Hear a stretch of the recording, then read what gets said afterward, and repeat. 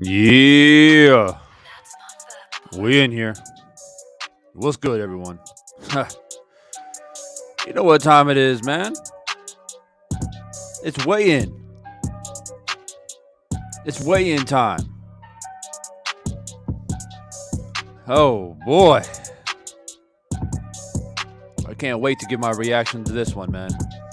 I haven't seen it yet, so as always, you guys are getting the uncut version, man. Live, my live reaction. I don't play around. I don't mince words. When I put live reaction in the title, that's what you're going to get.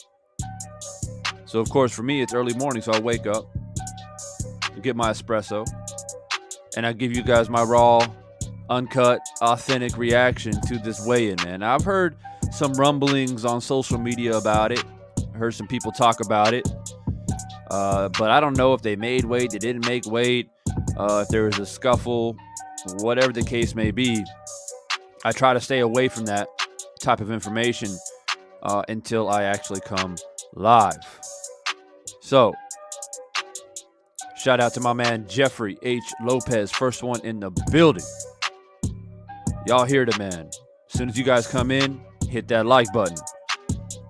Got my man Chavo TV in the building. Jay Smooth in the building. 510 radar. What's good?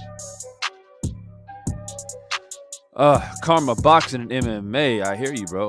I'm just waking up myself. So you and I are on the same part of the world.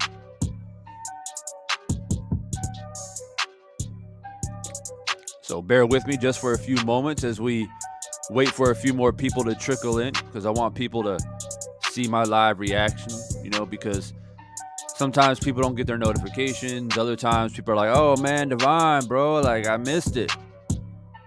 So I'll wait around a little bit. I do got some work to do later on, so I won't be able to stay on live too long tonight, unfortunately. Yave, what's good? You made it. You made it. Man, are you guys excited for this fight or what? Like, for real, are you guys excited for this fight or what? While I'm in here, I'll go ahead and handle some business. Congratulations to my man Jeffrey H. Lopez. You have now been wrenched up. Chavo TV has shown your loyalty.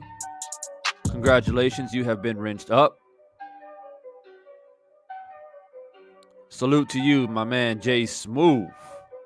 Congratulations, you have been rinsed up, sir.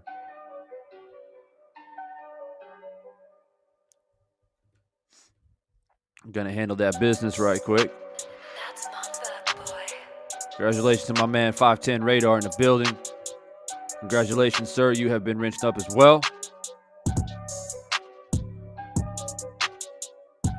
Yes, sir. All right, now we set. Make sure you guys hit that like button as soon as you come in.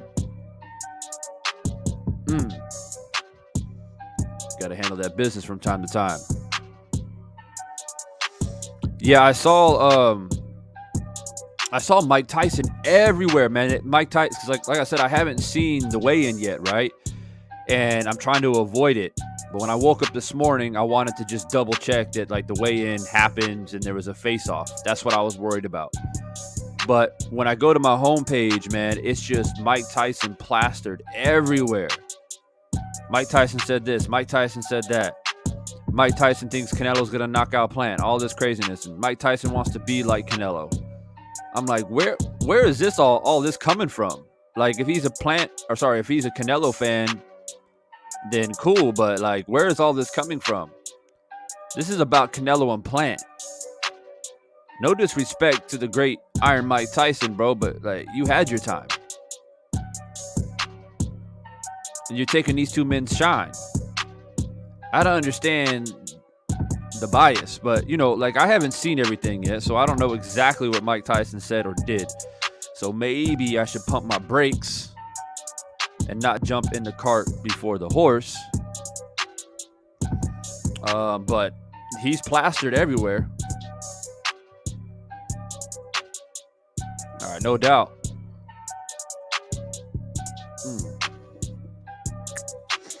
All right, so for those of you, Jarrell, what's good, bro? He says, Canelo seemed shook to me. His voice was shaky and dry. Damn. I haven't seen it yet. So if you guys are just dropping in, I have not seen it yet. So try not to spoil it too much.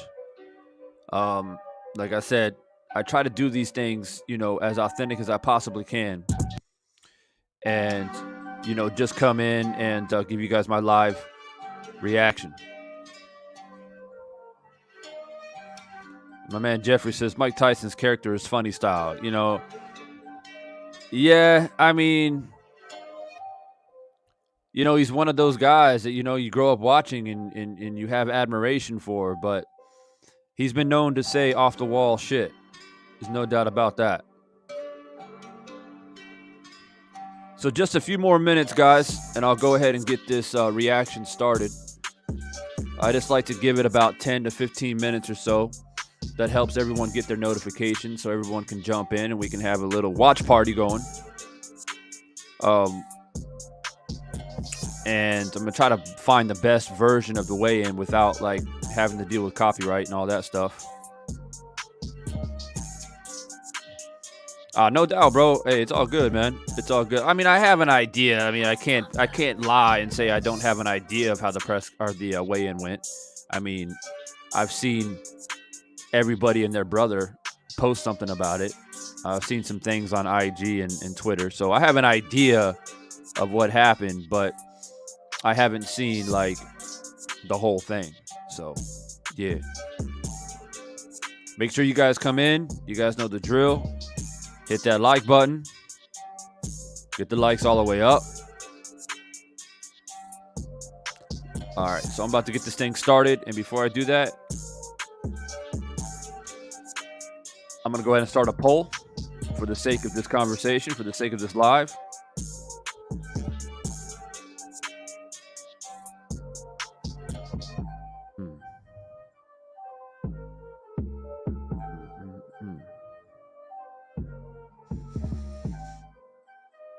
All right. Poll is up. And in the meantime, let's go ahead and get this party started. Go ahead and pause my instrumental there for a moment so we can get this video up. Man, I'm excited for this shit, man. I ain't gonna lie to you. I'm excited, bro.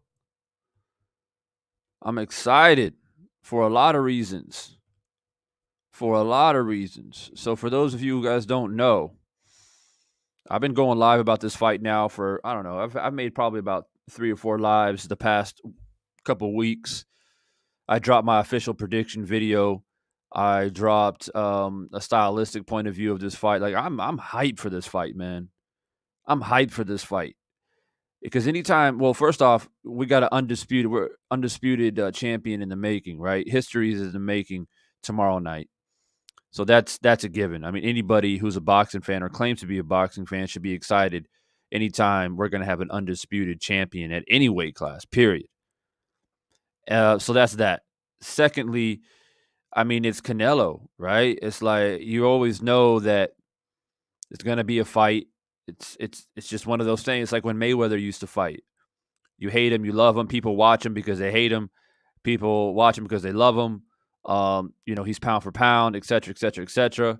So it has that type of mystique to it.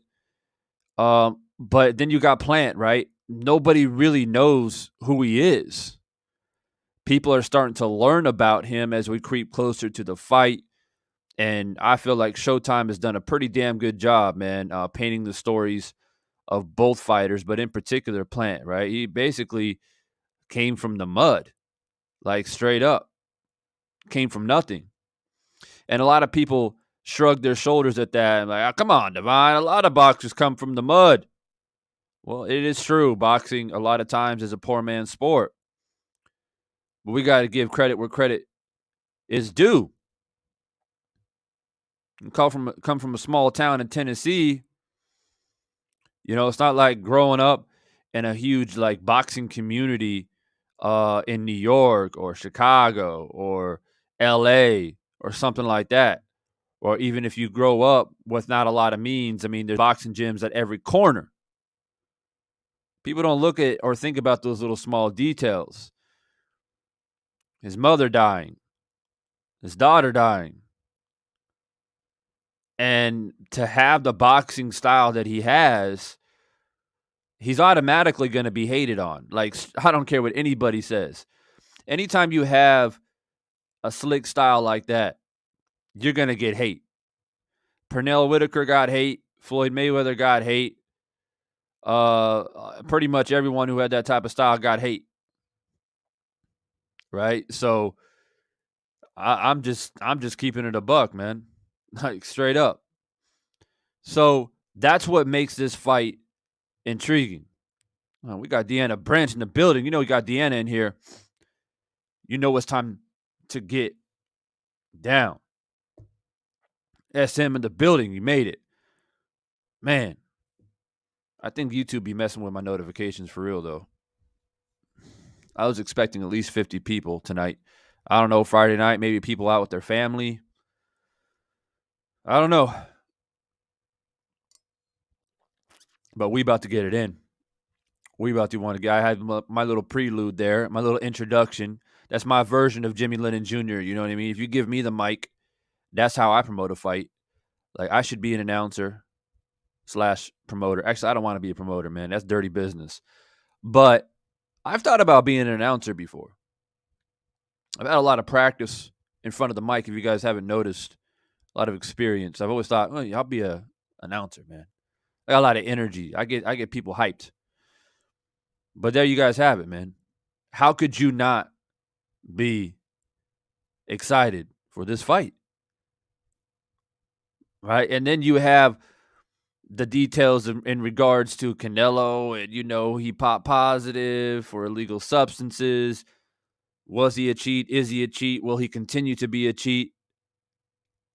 And you got that to throw in as a monkey wrench. So if you don't get excited, I'm about to make you excited right now. That's why you guys just tuned in. You tuned in so Divine Sense can hype this fight up. Yeah, you see? You see? I didn't get no notification. Hey, nobody get notifications. And that's a problem when you literally got to go on YouTube. You got to go onto your search engine and search like Divine Sense. Like, what's Divine up to? Is he on live yet? Has he dropped a video yet? You got to like go out of your way to search for it, because even though you're subscribed and you've already hit the notification bell, they're not giving you notifications. Y'all think that's coincidence? Y'all think that's accidental? Come on, man. We know this. We know that when we're going live about Wilder Fury, and this live will get lit, right? This live will get straight up lit, and it was lit for weeks. Over 100 plus people in here daily, right? And all of a sudden, I must have said something. Maybe it was the referee. I don't know. Maybe I said something wrong about Fury. I don't know. But all of a sudden, YouTube said, we're gonna make some adjustments. And it ain't. It's not just. It's not just me. It's a couple other channels out here. Unfortunately, I'm not as big as these other channels. So when a channel has over 100,000 subscribers and they're used to having 1,000 people in there, but then they only get 500, it doesn't look as bad compared to someone like me, right? The smaller channels get more affected by that shit. But hey, hey, y'all don't think Caleb Plant's hated on? I'm just gonna keep it there. And by the way, hey Christian, what's up, man? Hey, I got you. I got you. I don't know if you guys caught, what was it? Darrell? Not Andre, but his brother. He was saying how he hates Plant. He's like, oh man, I don't like the dude, man. He's just arrogant and this and that, whatever. And I'm like, bro, like, why are you so salty, man? You had your time when you fought Benavidez, bro. You dropped the ball. You dropped the ball, bro. And so now you basically, in my opinion, and y'all can leave your opinion, I guess, but in my opinion, um, you're just basically jealous because Caleb Plant got the belt, and you out here 37 years old and haven't got the belt yet. Andrew Charles in the building. What's good? Arturo in the building. Link is in the chat. If you want to jump in, go ahead and click the link. I don't mind chopping it up with a few people as I go through my reaction here.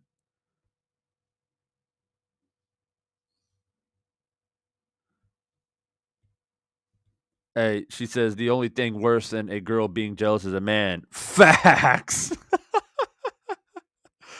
Facts. Oh boy.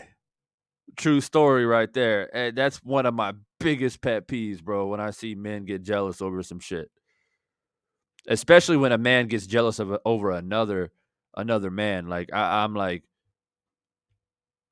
are you kidding me? I mean, it's already a little bit cringeworthy when men get jealous over girls and all that. That stuff happens, especially at younger ages. You know, I'm not perfect. I was in my early 20s and I get all defensive and protective over females out here. It happens, man. But the one thing that I can't tolerate is men getting jealous over men. Like, damn. For me, I always looked at it as motivation.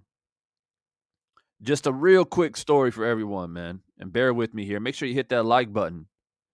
Y'all see the video put. I'm going to play it here in a second, but I want to share something with you guys. By the way, the link is clicked in there. Christian, Arturo, if you want to join in, click that link, man. Feel free to join in the conversation. But real quick story. When it comes to jealousy with other men. See, I never been that way. I guess I always had a different viewpoint. But look, check this out. Perfect example. When I was in the military, right? Stationed in Japan. I was hanging out with this guy. And, he was like a light-skinned black dude, good-looking guy, always dressed real nice. We go out, and it seemed like he just pulled chicks all the time. The dude can dance like salsa, and we go to hip-hop clubs, and he dance. I mean, he can dance, he can talk. He just had it all. Like, if you're a guy, it's like this guy had the whole complete package, right? And girls would go crazy over him. And we just go out, right? And for me, it's like, I always like to have a guy like that on the crew because it's like, well, he's basically like a chick magnet, right? So you It's hard to lose in that situation. And he was a bit older than me. I was probably like 19, 20. He joined the military a bit late. He was like 24, 25. So he'd been out in the world a little bit longer. And I just be picking his brain all the time. Like, bro, like, what do you say? What do you do? Like, why do you dress this way? Like, et cetera, et cetera. Make a long story short. And I would see him on the dance floor, like dance with chicks and like like make out with chicks and everything. So I didn't even think nothing. One day we were chilling outside of a club. We both had chicks with us. We're about to catch a cab. And so we waved the cab down, whatever. And as we're getting ready to go in, he says, yo, like I'm gonna go back to base. I'm like, what? You got a chick, bro? Like, what's up? He's like, nah, man, it's all good. I'm tired, this, that, and whatever. So I'm gonna go back, do your thing. So I'm thinking maybe this guy got a chick, but he's not telling anybody. He's feeling guilty. You know, that's what I was thinking at the time. So I roll out, right? Do my thing. A couple days later, I run into him. I was like, bro, like, what happened that night, man? Like, you had a fine girl with you, bro. Like, damn. He was like, yeah, but he's like, there's something that I want to tell you. Um, and he's like, I hope this doesn't ruin our friendship or whatever. He's like, but I can't hold it in anymore. And I'm thinking, what's this guy talking about? And he says, he's like, yeah, man, I'm gay. I was like, what? I was like, what? He's like, yeah. He's like, I like to have fun or whatever and dance with girls and stuff like that. He's like, but yeah, he's like, and so my initial reaction was like, yo, like, I don't even know how to wrap my head around this. Like, I don't know if I can be around you right now, bro. Like, how you not tell me? And so I had to step back, right? I was like, I don't know, that's kind of weird, bro. And you know, a couple of weeks go by, I go out again, and I see him out in town, and he's like, yeah, he runs into me. He's like, bro, you sure you don't want to like go to this club, hit this club up? And, I had a few drinks in me. I'm like, man, maybe I'm just tripping. So we go in the club, we doing our thing, man, and I learned at that moment, like I was tripping, you know. And anyways, I ended up learning so much about this guy, like about women. It's crazy. Like things to do, things to say, how to act, this, that, or whatever. I learned a lot from him. And then I ended up like years later, like it just upped my game by like 200%. But even before I knew the man was gay, right? I never was once like jealous over him or nothing because I was like mesmerized. I was like, damn, this dude is like doing all the right things. Like, how is he able to do it? And yeah, so just a crazy, crazy story right there.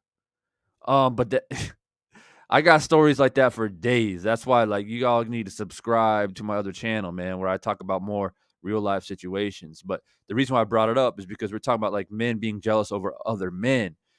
That in itself has always been weird. And when you just like when you stay in your own space, then you just dropped your ego, you drop your pride, and you operating within your space, and you develop your own skills and your own potential through your own space. You don't need other people's help. Like you try to cling on to other people to help you get where you want to be. Just do what you know you can do and have that that confidence. Antoine, my man, what's good, bro? Yeah, so crazy story for you. Oh, I see Christian in there. Sorry, bro. I was out here telling my damn story. I didn't see you in the didn't see you in the backstage. What's How you good, doing, bro? Divine? How you doing, Yeah. bro? Hey, I know you're excited. Yeah, I am. I am. And the main reason why I'm excited is that we are finally going to find out whether or not Canelo is still troubled by pure boxers. Hmm. And that question wasn't answered by Billy Joe, and I'd explained it in a comment on one of your episodes on your YouTube channel. The A great guy, comment, by the way. yeah, he was never the same after his suspension for PEDs, and when he moved up, his speed and reflexes looked shot. It wasn't the same as what it was when he was at 160 when he fought. If you look at when he fought Lemieux versus when he moved up, his speed and reflexes were night and day. It wasn't the same guy. And I think part of that had to do with the extra weight, and the fact is the guy's undisciplined outside the ring. Ballooning up in weight in between fights kills your career. And also, hey, Christian. Yeah. Christian. So save your thoughts, because I know you're wanting to jump in there and save the thoughts. I got a lot of people in here. They want to see my reaction to the weigh-in. So okay. It's like a 5-minute video. I get it. It's cool. Yeah. So let me get through that and give the people what they want, essentially, because that's why they jumped in. And then afterwards, let the people know what you think, because you did say some very interesting things in the comment section that I didn't even think about, especially in the regards to Billy Joe. And I was hoping that you were going to join my live yesterday, but I didn't see you in here. But we were talking a lot about. That's why I'm battling a cold. All right, cool. But like we were talking a lot about Billy Joe, and Billy Joe is kind of like that prop person that the media and boxing fans are using. Like, look at what Canelo did to Billy Joe. What do you think he's going to do to Caleb Plant? And I agree with you. I don't think there's a comparison, but let's get into the reaction, and then we'll talk a little bit about it. We got my man Thomas in the building, the expert genius El Jefe also in the building. I think El Jefe is going for Canelo. So we got some Canelo fans jumping in.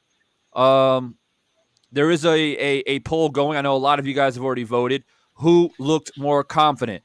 So far, 60% saying Plant. They think Plant looks more confident. So continue to vote. Continue to hit the like button as we go along here. And let's get it started with my man Jimmy.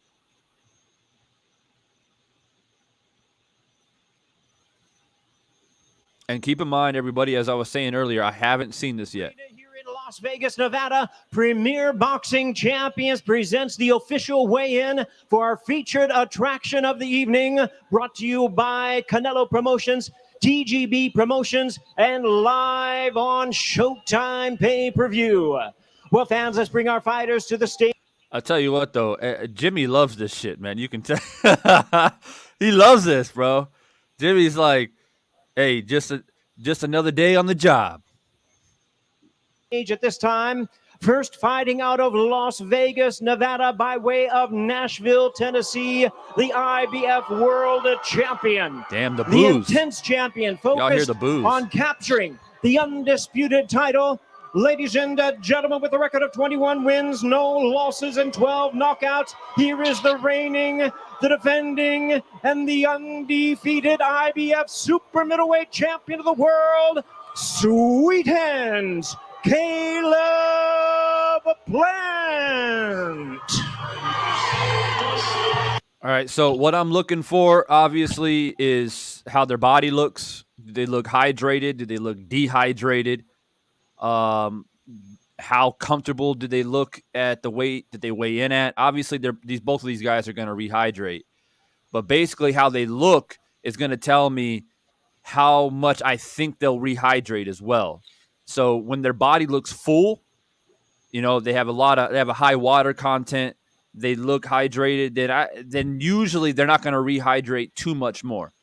But of course, that's the opposite. When they look a little bit dehydrated, maybe they had to cut to make this weigh-in. Now, we know 7 days out, Canelo was at like 173. I think Plant was around the same. So they both had to cut at least a little bit to make it to the weigh-in today.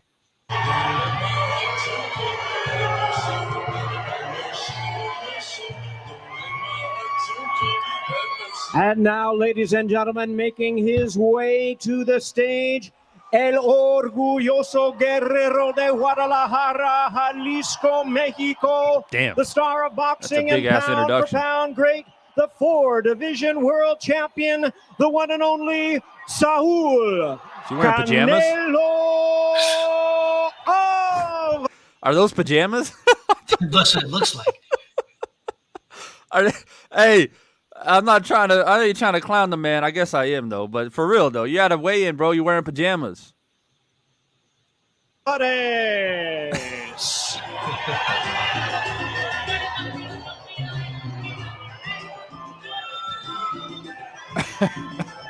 Oh man, this shit's funny.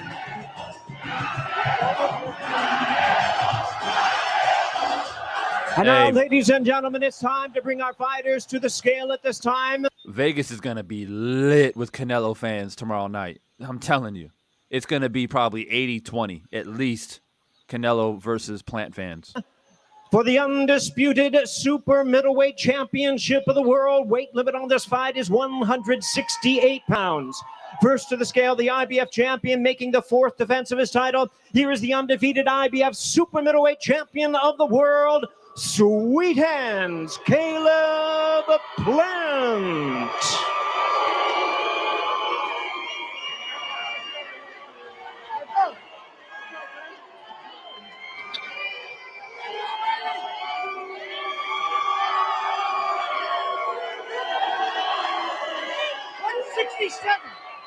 One hundred 167.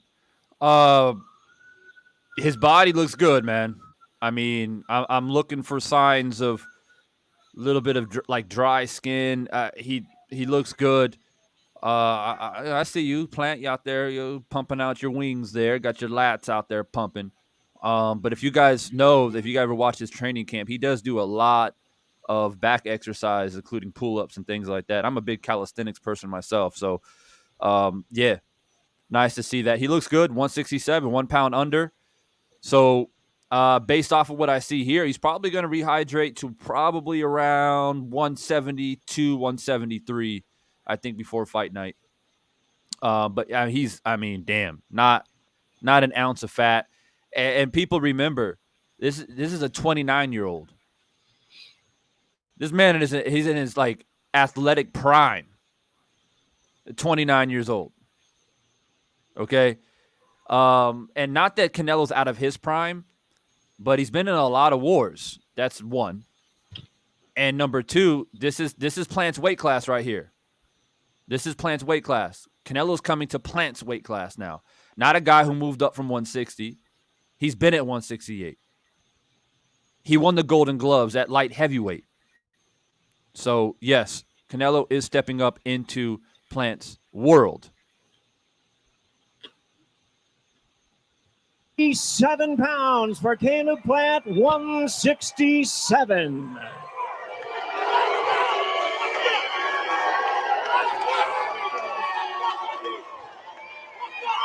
And now making his way to the scale in his 20th world title appearance, here is the current WBC, WBO, and WBA super middleweight champion of the world, Saul Canelo Alvarez.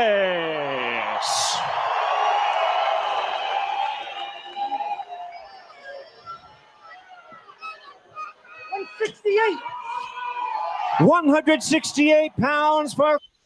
Wow, right on the money at 168 for Canelo. He squeezed it right in there. But look, you guys can tell the different physique. They're built very, very differently. Like their stature and I mean just genetically, they're built much differently. But you notice something they can't really tell with the watermark Fight Hub watermark here, but Canelo, yeah, he's got some side pouches there, man. He's got some little love handles out there. That doesn't necessarily mean he's out of shape or anything like that, but he's not as lean. I think he's carrying around actually a little bit unnecessary weight, in my opinion. So what that means is that if Canelo rehydrates like Plant will, which I think Canelo knows that he has to because Plant is naturally the bigger guy, so if he's already carrying weight that he doesn't need and weighing in at 168 and he rehydrates even more, will that slow him down? Because I don't think that'll slow Plant down. Plant is naturally a much bigger guy. He's going to be very comfortable at 174, 175 on fight night. But what about Canelo? That's up for you guys in the chat to decide. but it is something that I noticed. 168 pounds for Canelo Alvarez, right at the limit of 168 pounds. Plant does look more cut, you know, he does look more cut. You can argue it's in better shape, but again, you know, when you're talking about how bodies are created, every body's created a little bit differently, so it doesn't mean that Canelo's not in shape, but the eye test is definitely Plant looks in better shape.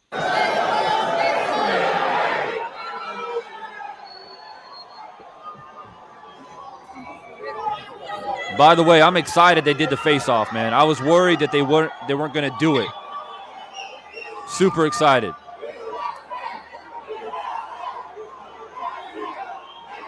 Plant's ready. Look at Plant.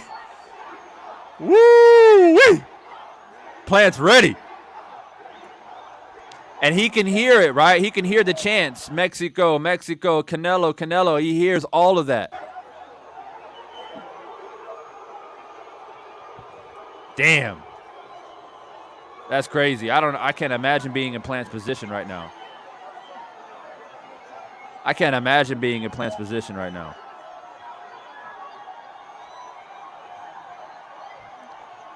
Come on, Canelo, shit.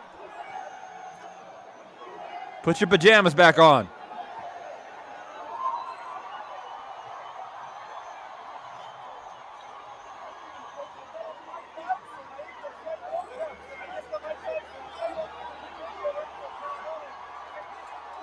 Look at Mike Tyson right there. Y'all see him in the background? Look at Mike Tyson. Look at Mike Tyson. Looking at Canelo. Look at Mike Tyson. What are you doing there, Mike? You should be at home in bed with the kids. Let's go. What are you doing there?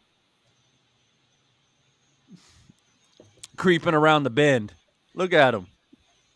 You know he misses that shit. You know, Mike, he misses it. He's like, man, I wish I could rewind time, go back in time. It looks like they're trying to keep him separated, though. They won't let him get too close. Super middleweight championship of the world, Saul Canelo Alvarez versus Sweet Hands Caleb Plant. Plant saying, "You're about to find out.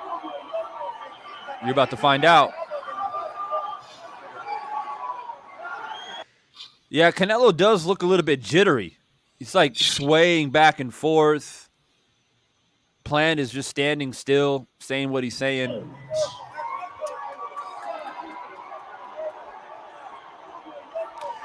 I think Plant got under his skin. I really do. I agree. I think he got under his skin for real. Canelo's out of character. Look at him. He's like can't stand still at all. Yeah. And Plant's like not even moving.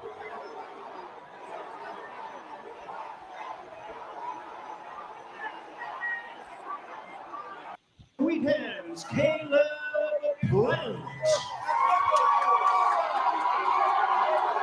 Hey, please don't say mother effer, Plant. You know, Canelo, he gets upset.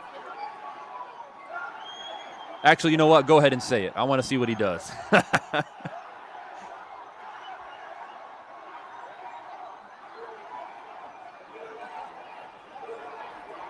I hear some USA chants trying to pierce its way through the Mexico chants.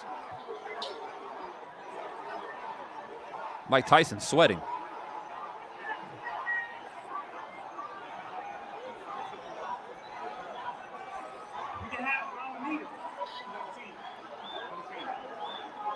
Get in there, Jimmy. Get in there, Jimmy. All right, so the poll is going right now. You guys see the press conference? Sorry, the weigh-in. I keep calling it press conference. The weigh-in. Make sure you vote right there in the poll. Who looks more confident, Plant or Canelo? Let me know, man, in the poll. The poll it's getting closer now. Plant's at 56%. Canelo's at 44%. On who looks more confident. Make sure you smashing that like button. How the hell we have 50 people in here and only 30 likes? Let's go. Let's get those like button. Get that like all the way up. Yeah. So what I'm gonna do next, real quickly, is you want to go ahead and give some quick thoughts, Christian? Or what do you see here before I go on to the next video?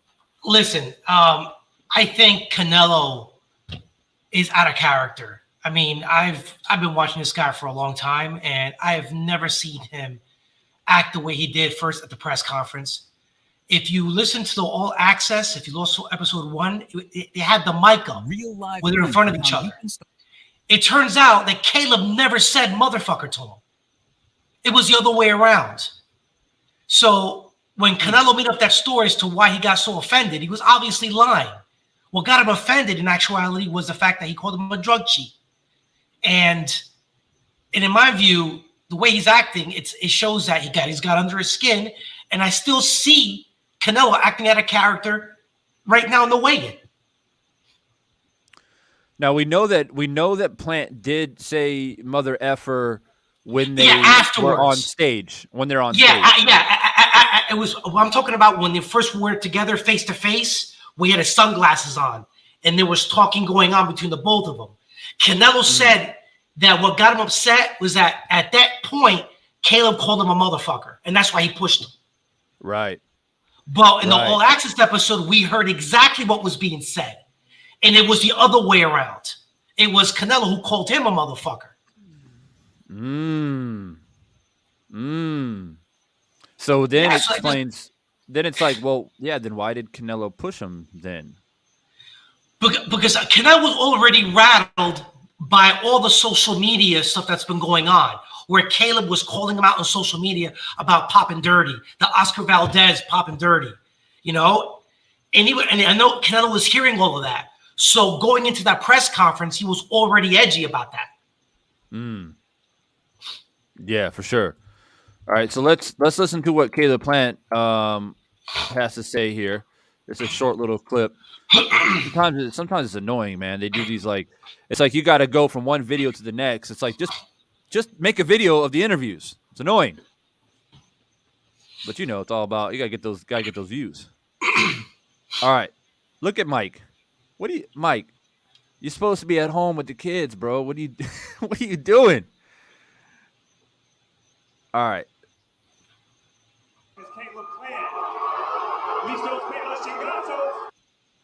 Oh, he's about to drop some Spanish on him? His name is Caleb Plant.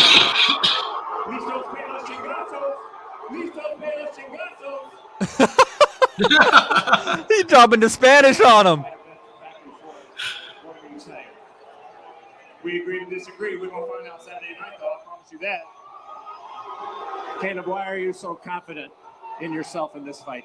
Tune in Saturday, November 6th, Showtime pay-per-view, and you're going to find out firsthand. Do you relish being the underdog and having everybody against you? Absolutely. I love it. You can cheer for him all you want. You can boo for me all you want. Hey, remember, it's easy to sit in those seats. It ain't easy to stand up here. Remember that. Look at Mike. Look at Mike Tyson. Any nerves at all? Mike Tyson looked like he's ready to fight. And this is what I do. I was born for this. This is my destiny. Best of luck. We'll talk to you tomorrow night, Caleb. Thank you. All right.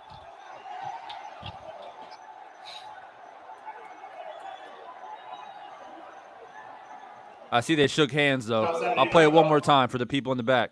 Got your first undisputed champion. His name is Caleb Plant. That Spanish is killing me. That Spanish is killing me for real. Back and forth. What are you saying?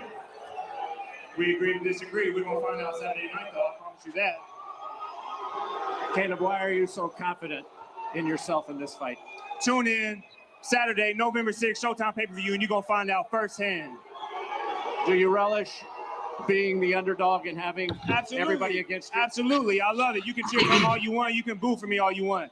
Hey, remember, it's easy to sit in those seats. It ain't easy to stand up here. Remember that. Any nerves at all? Come on, man. This is what I do. I was born for this. This is my destiny. Best of luck. We'll talk to you tomorrow night. Damn, he looking at Jimmy crazy. Look at Caleb. You got that look like, don't ask me a dumbass question, Jimmy. What do you think? What are you talking about? Am I scared? Look at Caleb's face. Watch his reaction. Damn. I get hyped for this Any shit, nerves man. at I all? get so hyped. Come on, man. This is what I do. I was born for this. This is my destiny. Look at that Best look. of luck. We'll talk to you Ah, tomorrow damn. night, Caleb. Hey, Caleb is not playing.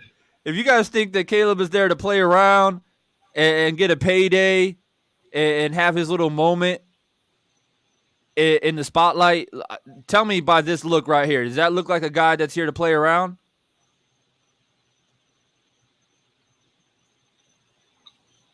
Does that look like a guy that's playing around? Nah, he's confident. He's confident as fuck. Yo, hey, Guru, you're right, man. That's not Jimmy. I apologize. That's not Jimmy. Oh my God, look at that. He's like, man, come on, man. That is Jim Gray.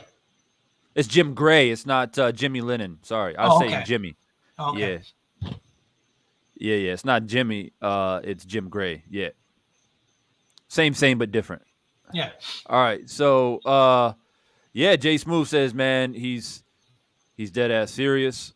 He looks very, very serious to me. Dropping the Spanish on him, and saying things straight to the point, not beating around the bush. That's what I appreciate. Don, what's up, bro? I was waiting for you to jump in here.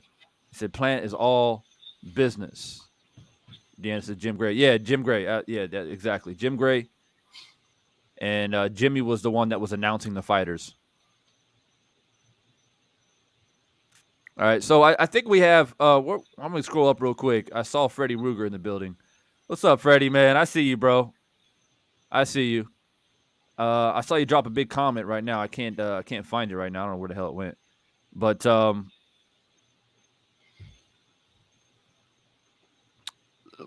what do you think about this comment, Christian? This guy is Mr. G says, I heard that same thing about Fury before his fight with Wilder, that he looked jittery and Wilder was getting under his skin. So how would you reply to that in comparison to what you see here with Caleb Plant? I didn't actually hear that. I mean, this is the first I heard of it. I mean, oh yeah, there were a lot of people saying during the weigh-in of Fury and Wilder that Fury was looking jittery. He was like shouting at Wilder across the room, and Wilder was just standing there looking calm, cool, and collected. And a lot of people, including myself, was saying that Fury looked jittery, he looked nervous. Well, it's possible. Listen, we're really not gonna know until the fight actually happens, because that's where you're gonna find out who's been jittery and who isn't. Right. I mean, for me, so we're all just guessing here. To be honest. Of course, this is what it's all about. And for me, this is just a reaction, giving my commentary. For me, weigh-ins, it's just like a little precursor. It's a little extra, I don't know, whipped cream on top, before the fight night. And it's just a matter of like looking at it and saying, okay, number one, how do the bodies look? And obviously we don't want a situation like Manny Pacquiao and Oscar De La Hoya, when De La Hoya looked like a damn skeleton when he stepped onto the scale, right? That's what we look for, to make sure they both look in shape. And I think, relatively speaking, they both do look like they're in shape. They both made weight, which is good. That's a positive. I do think that Caleb looks in better shape. If I had to choose out of the two, he looks cut. He looks lean. He looks extremely healthy. He's going to rehydrate another 5 to 8 pounds on fight night. He should be the bigger man, the taller man, on fight night. And so those are the things we look at. And also, of course, the face-off and the energy and who responds to what. I mean, this is the fight game. This is what we do. Well, man, what's different about this fight is that in Canelo's prior fights, his opponents, they were like just happy to be there. It wasn't this kind of energy. I agree. That's what makes this completely different and far more interesting, because it looks like Canelo's going to be in for a real fight this time. That he's not going to have some doormat there just coming for a paycheck. Absolutely, yeah, and I think that's another. Another big factor. Honestly, I think that Canelo is kind of got used to that. Right, he kind of got used to his opponents kind of being a little bit subdued, a little bit quiet, a little bit. Hey, I just want to thank the media for this, or thank the promotion companies for the opportunity. Thank you, Canelo. Thank you, everyone. I'm going to try my best. to win. That's been the demeanor, especially over the past probably at least 3 or 4 fights from the guys that he's Yeah. fought. But Plant comes out back in September during the press conference saying, I'm not scared of you. You're just another man to me. You're a drug cheat. And started like dropping all this crazy shit on him. And Canelo's like, what? Right? Yeah. Canelo did not expect that at all. And so, but you're right. It does lead back to the social media tweets, right? The Instagram, Yes. the Twitter, and all the stuff that was being said. And even though a superstar like Canelo, does he check Twitter every day? No, but his team does. Yes. They let him know what is being said. They let him know that, hey, Caleb tagged you today. He called you a drug cheat today. So he knows. So going into the press conference, it's almost like you can kind of tell that Canelo was on the defensive from the get-go. And it all stems from the second Carlos Valdez popped dirty.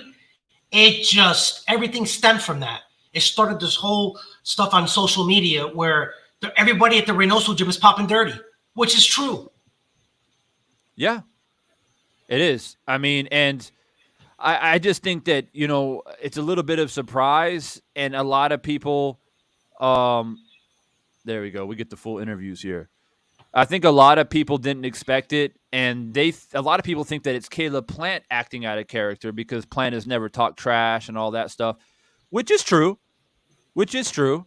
but he's never really needed to, right? He's never really, to be fair, he's never really needed to talk trash to any of the other previous opponents. That's true. Canelo, and it's not like he's saying something that's a lie. Everything he's saying is factual. He did pop dirty. He did get suspended.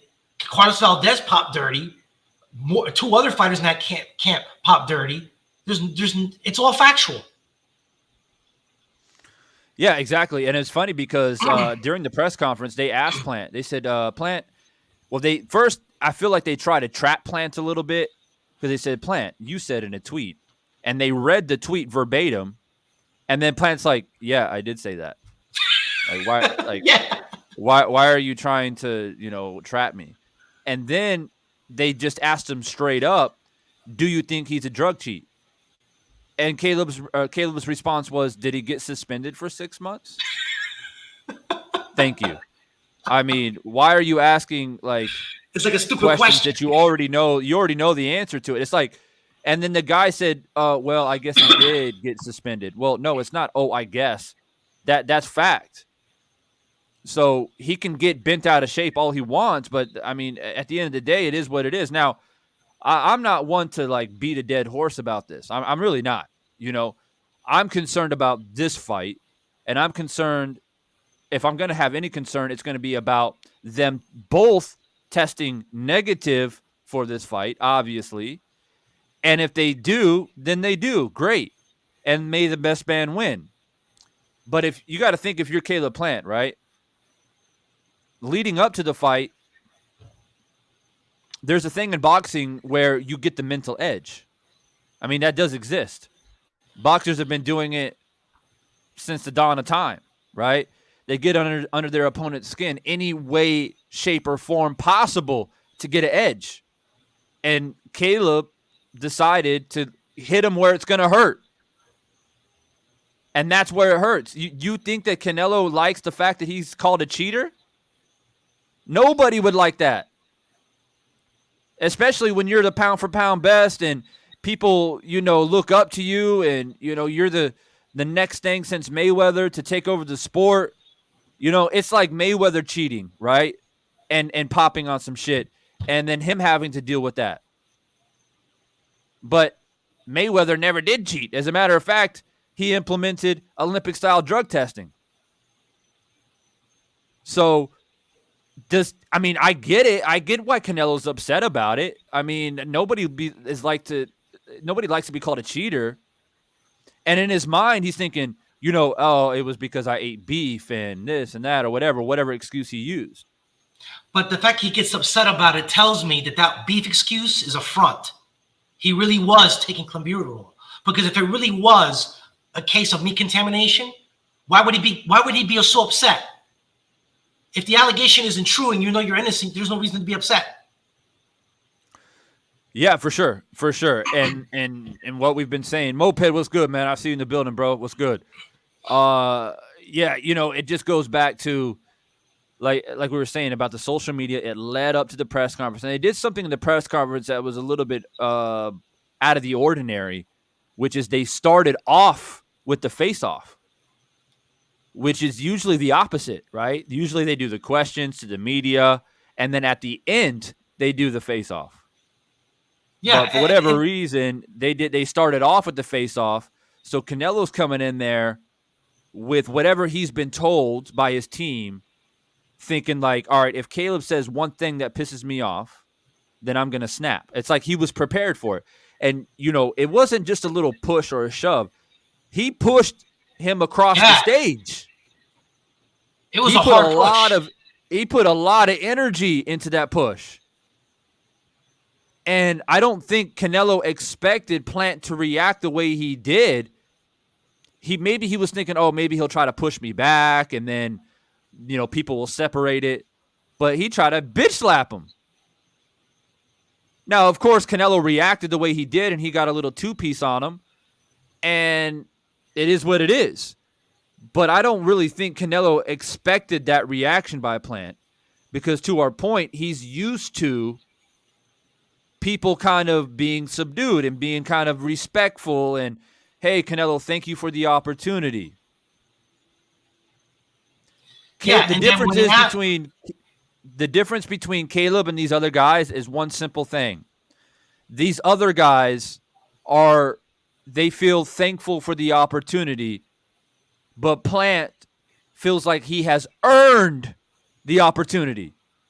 Yeah. And he's there to win. He's there to win. He's not there to be a doormat.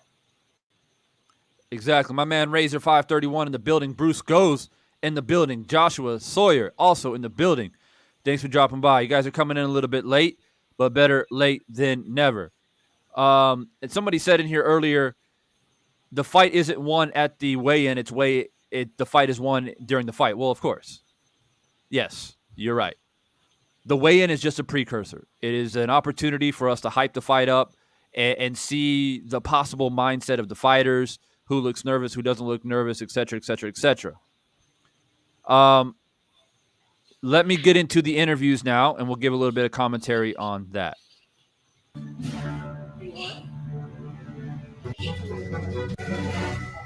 Stare downs over here if we can get you the turnaround, sir. What was the back and forth being stated? Thank you. There. What was the back and forth going on right there? Saturday night, you got your first undisputed champ, and his name is Caleb Plant. Listos pelos chingazos. Listos pelos chingazos. That gets me every time. You guys had quite a bit back and forth. What were you saying? We agree to disagree. We're going to find out Saturday night, though. I promise you that. Caleb, why are you so confident in yourself in this fight? Tune in Saturday, November 6th, Showtime pay-per-view, and you're going to find out firsthand. Do you relish being the underdog and having everybody against you? Absolutely. I love it. You can cheer for him all you want. You can boo for me all you want. Hey, remember, it's easy to sit in those seats. It's easy to sit in those seats. It ain't easy to stand up here. Remember that. Remember that. Any nerves at all? Come on, man. This is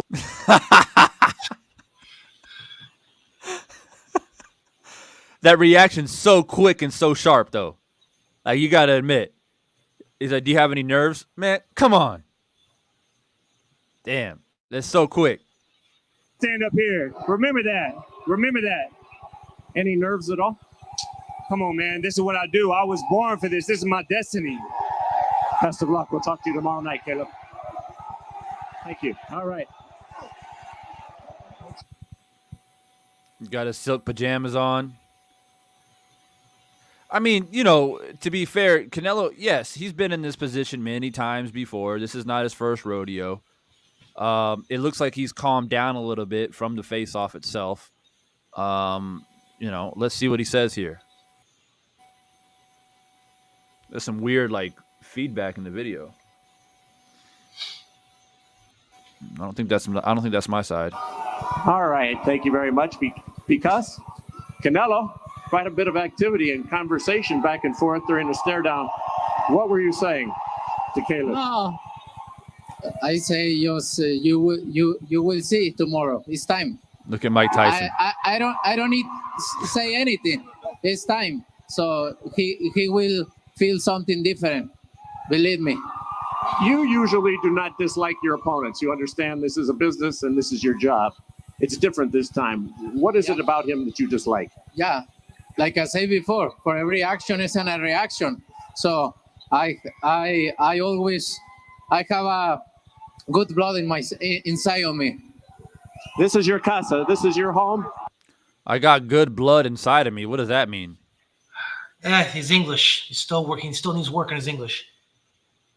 Is he trying to say because like he's got Mexican blood? I'm not sure what he was trying to say. I guess he started fumbling over his words because his English isn't up to par just yet. It's gotten better though. It has for sure. Yeah, but he just said I have good blood in me. Yeah. I understood what he said because I speak Spanish. I understood him. It's just okay. That's what I wasn't sure what he was trying to say.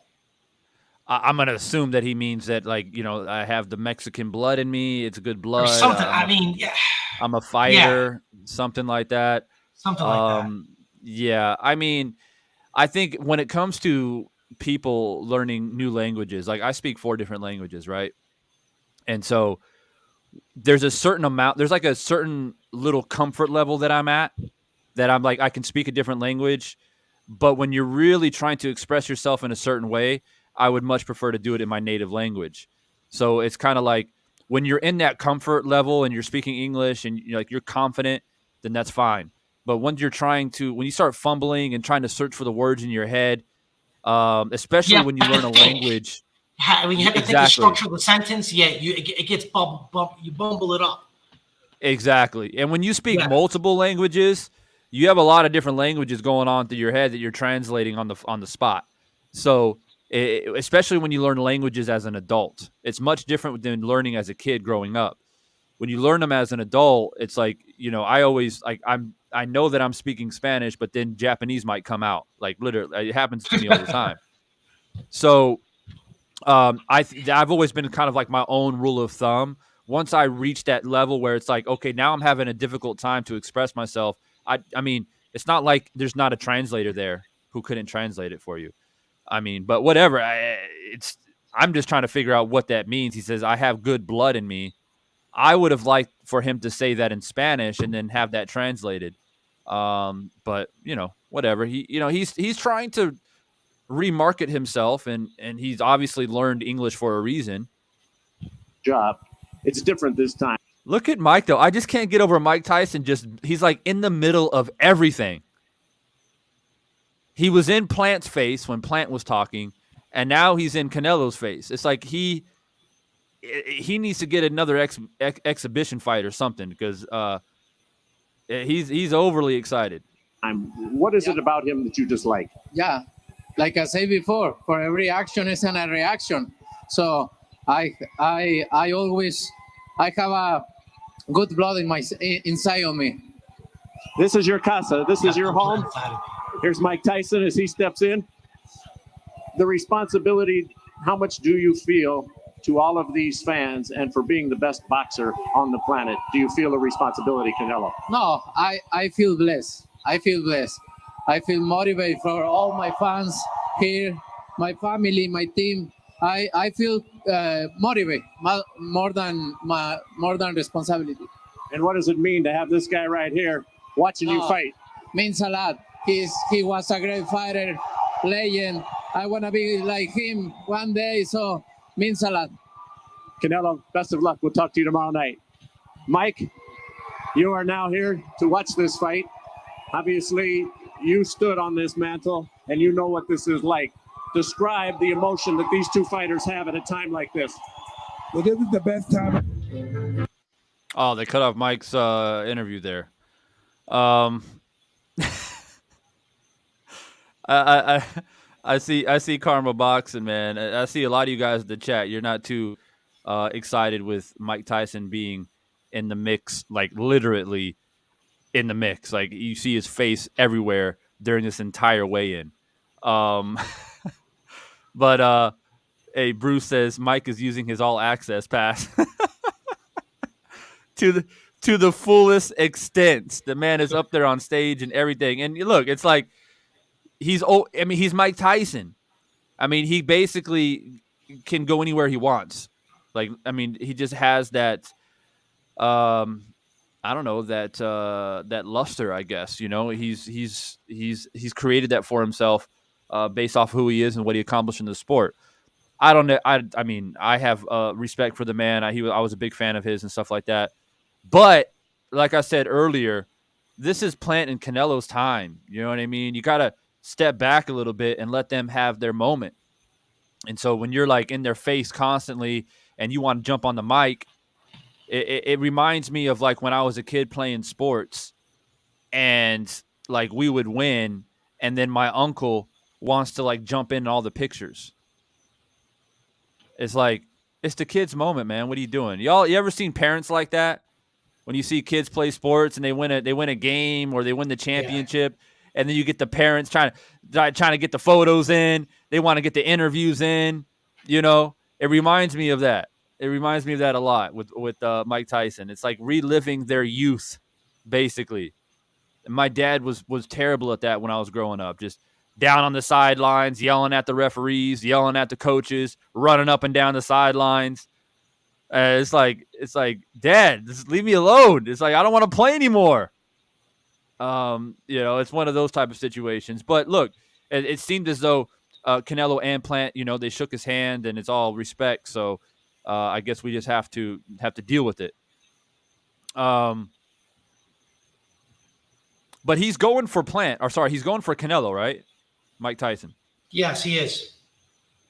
Does that surprise you? No, he predicted that Canelo was going to put Plant in the hospital. Damn. Yeah. Damn. Or something to that effect. You know, he said, there's going to be a funeral for Caleb. Just outlandish shit. Right. So let's do this. Now that we have seen the weigh-ins, for those of you guys that joined in a little bit late, perhaps you haven't seen the weigh-in like myself. I just watched it for the first time, gave my reaction. But I scored it. Sorry, I scored it. The weigh-in was Plant at 167. Canelo was 168. They both made weight. Canelo right on the button. No room for error there for Canelo. He came right in at 168. We looked at the demeanor of both the fighters. I feel like Canelo's a little bit out of character. I mean, they both are. They definitely both are. But Canelo looked at, he couldn't really stand still very well. He was screaming back at Plant. I mean, they're definitely having some verbal confrontation there. You can tell that they didn't want him to get too close because there's some bad blood there, man. And when both of these fighters say that it's personal, I believe it. It's definitely personal for both of them. That kind of concerns me for Plant. I don't want him to go in there tomorrow night, and allow his emotions to take over whatever game plan he has in place.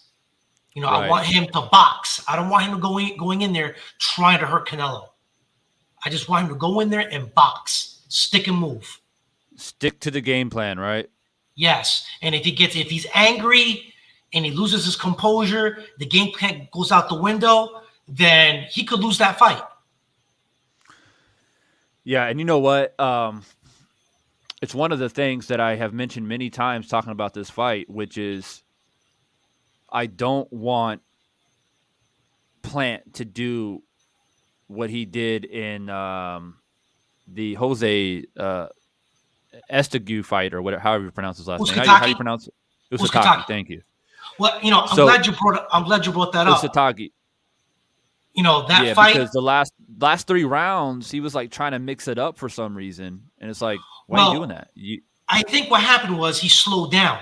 But I read today the article about the PED that Usatake popped dirty on, and it's a type of substance that increases your oxygen and it increases your stamina. That explains now, looking back at that fight, how Uzcategui had a second gear out of nowhere towards the end of the fight. I bet you he was on that back then. Wow.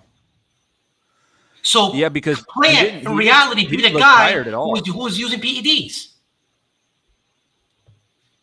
Yeah, he didn't look tired at all. I mean, even when he got knocked down, it didn't make any sense. Yeah, he got up and he was like bouncing around. The round ended and he's like skipping over to the corner. Like, you know, his legs were still really fresh. Yeah, if you pull up the ESPN article, it tells you what the substance does. It increases your oxygen and it increases your endurance. Wow. Very interesting. Yeah. So now that all makes sense as to how this guy had a second gear when Plant did it. Yeah, and you know, for me, and I'm glad you pointed that out because I didn't know that little detail. So that's a little bit of information for people out there who didn't know, and for anybody who hasn't seen the fight between Plant and Uzcategui, I highly recommend it because in that fight, Plant was the underdog. Plant wasn't supposed to win that fight. They were already planning Uzcategui and Benavidez or Durrell or somebody else, and Plant threw a monkey wrench in that situation. And you can hear from the commentators' voice that were commentating the fight, they were shocked at Plant. They were like, damn, this guy is doing really well. And when he dropped Uzcategui 2 times, I think at that point they were like, Plant's just on a different level. And he was. And he was. You know, I mean, the build-up to that fight, it's the same narratives that we're hearing now. The Uzcategui was gonna steamroll him, was gonna knock him out. It was the same thing because Uzcategui was the boogeyman of the division at the time. Yeah, and you know, nobody thought that he would beat Durrell that he did. I mean, a lot of people think I see how Jefe in here says Uzcategui was given that belt, but did anybody really expect him to stop Durrell the way that he did? I didn't expect that at all, and he beat Durrell up. Durrell quit in the corner. So this is a tough guy who comes forward. He's not the quickest guy. He's not the most athletic guy. But he's strong. He's strong. And he just, I mean, you know, going into the 11th, 12th round against Plant, like he was still going like it was the first round. Yes, he was on something. And Plant was surprised. Plant was like, damn, you know.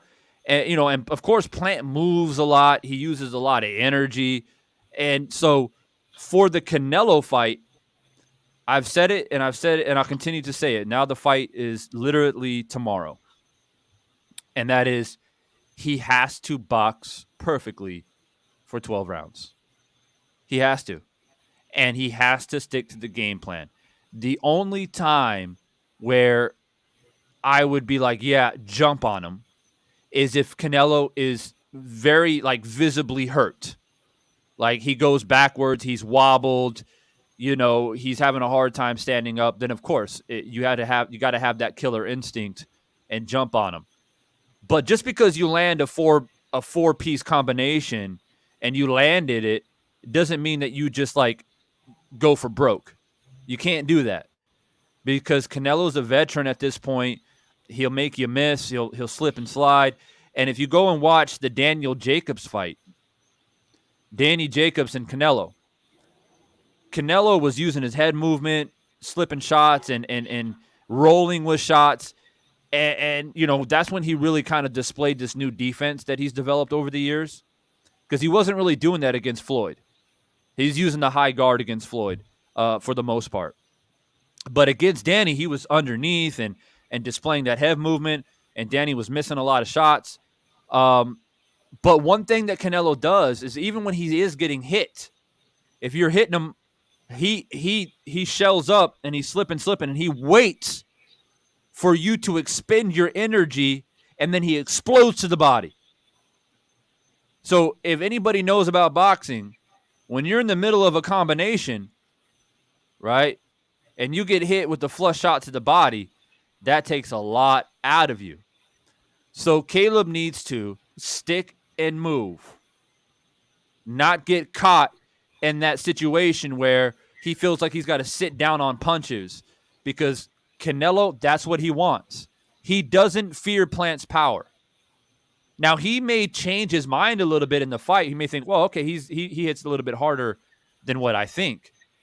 But I've never doubted Canelo's chin, and I don't think Canelo is going to be really that afraid of Plant's power unless Plant unleashes a crazy combination. If Plant stops Canelo, it's going to be an accumulation.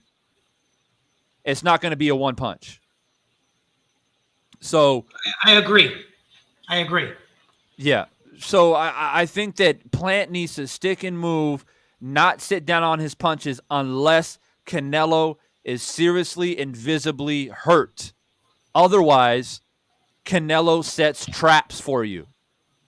He looks relaxed. He's not throwing punches. He's making you think. And Plant does be overzealous sometimes. When he's jabbing you and you're not countering him, he starts throwing combos. That's what Plant does. And Canelo's a little bit different. He invites you to do that. That's what he did against Danny Jacobs. That's what he did against Cotto. Cotto started throwing combos. And then all of a sudden, Canelo explodes and counters to the body and to the head. And he can hurt you. So for me, how I visualize it is I want Plant, stick, move, jab up and down, check left hooks, slip slide, occasional right hand down the pipe. And you do that for as long as it works. If it's not broke, don't fix it. Keep control of the fight. Let Canelo get frustrated.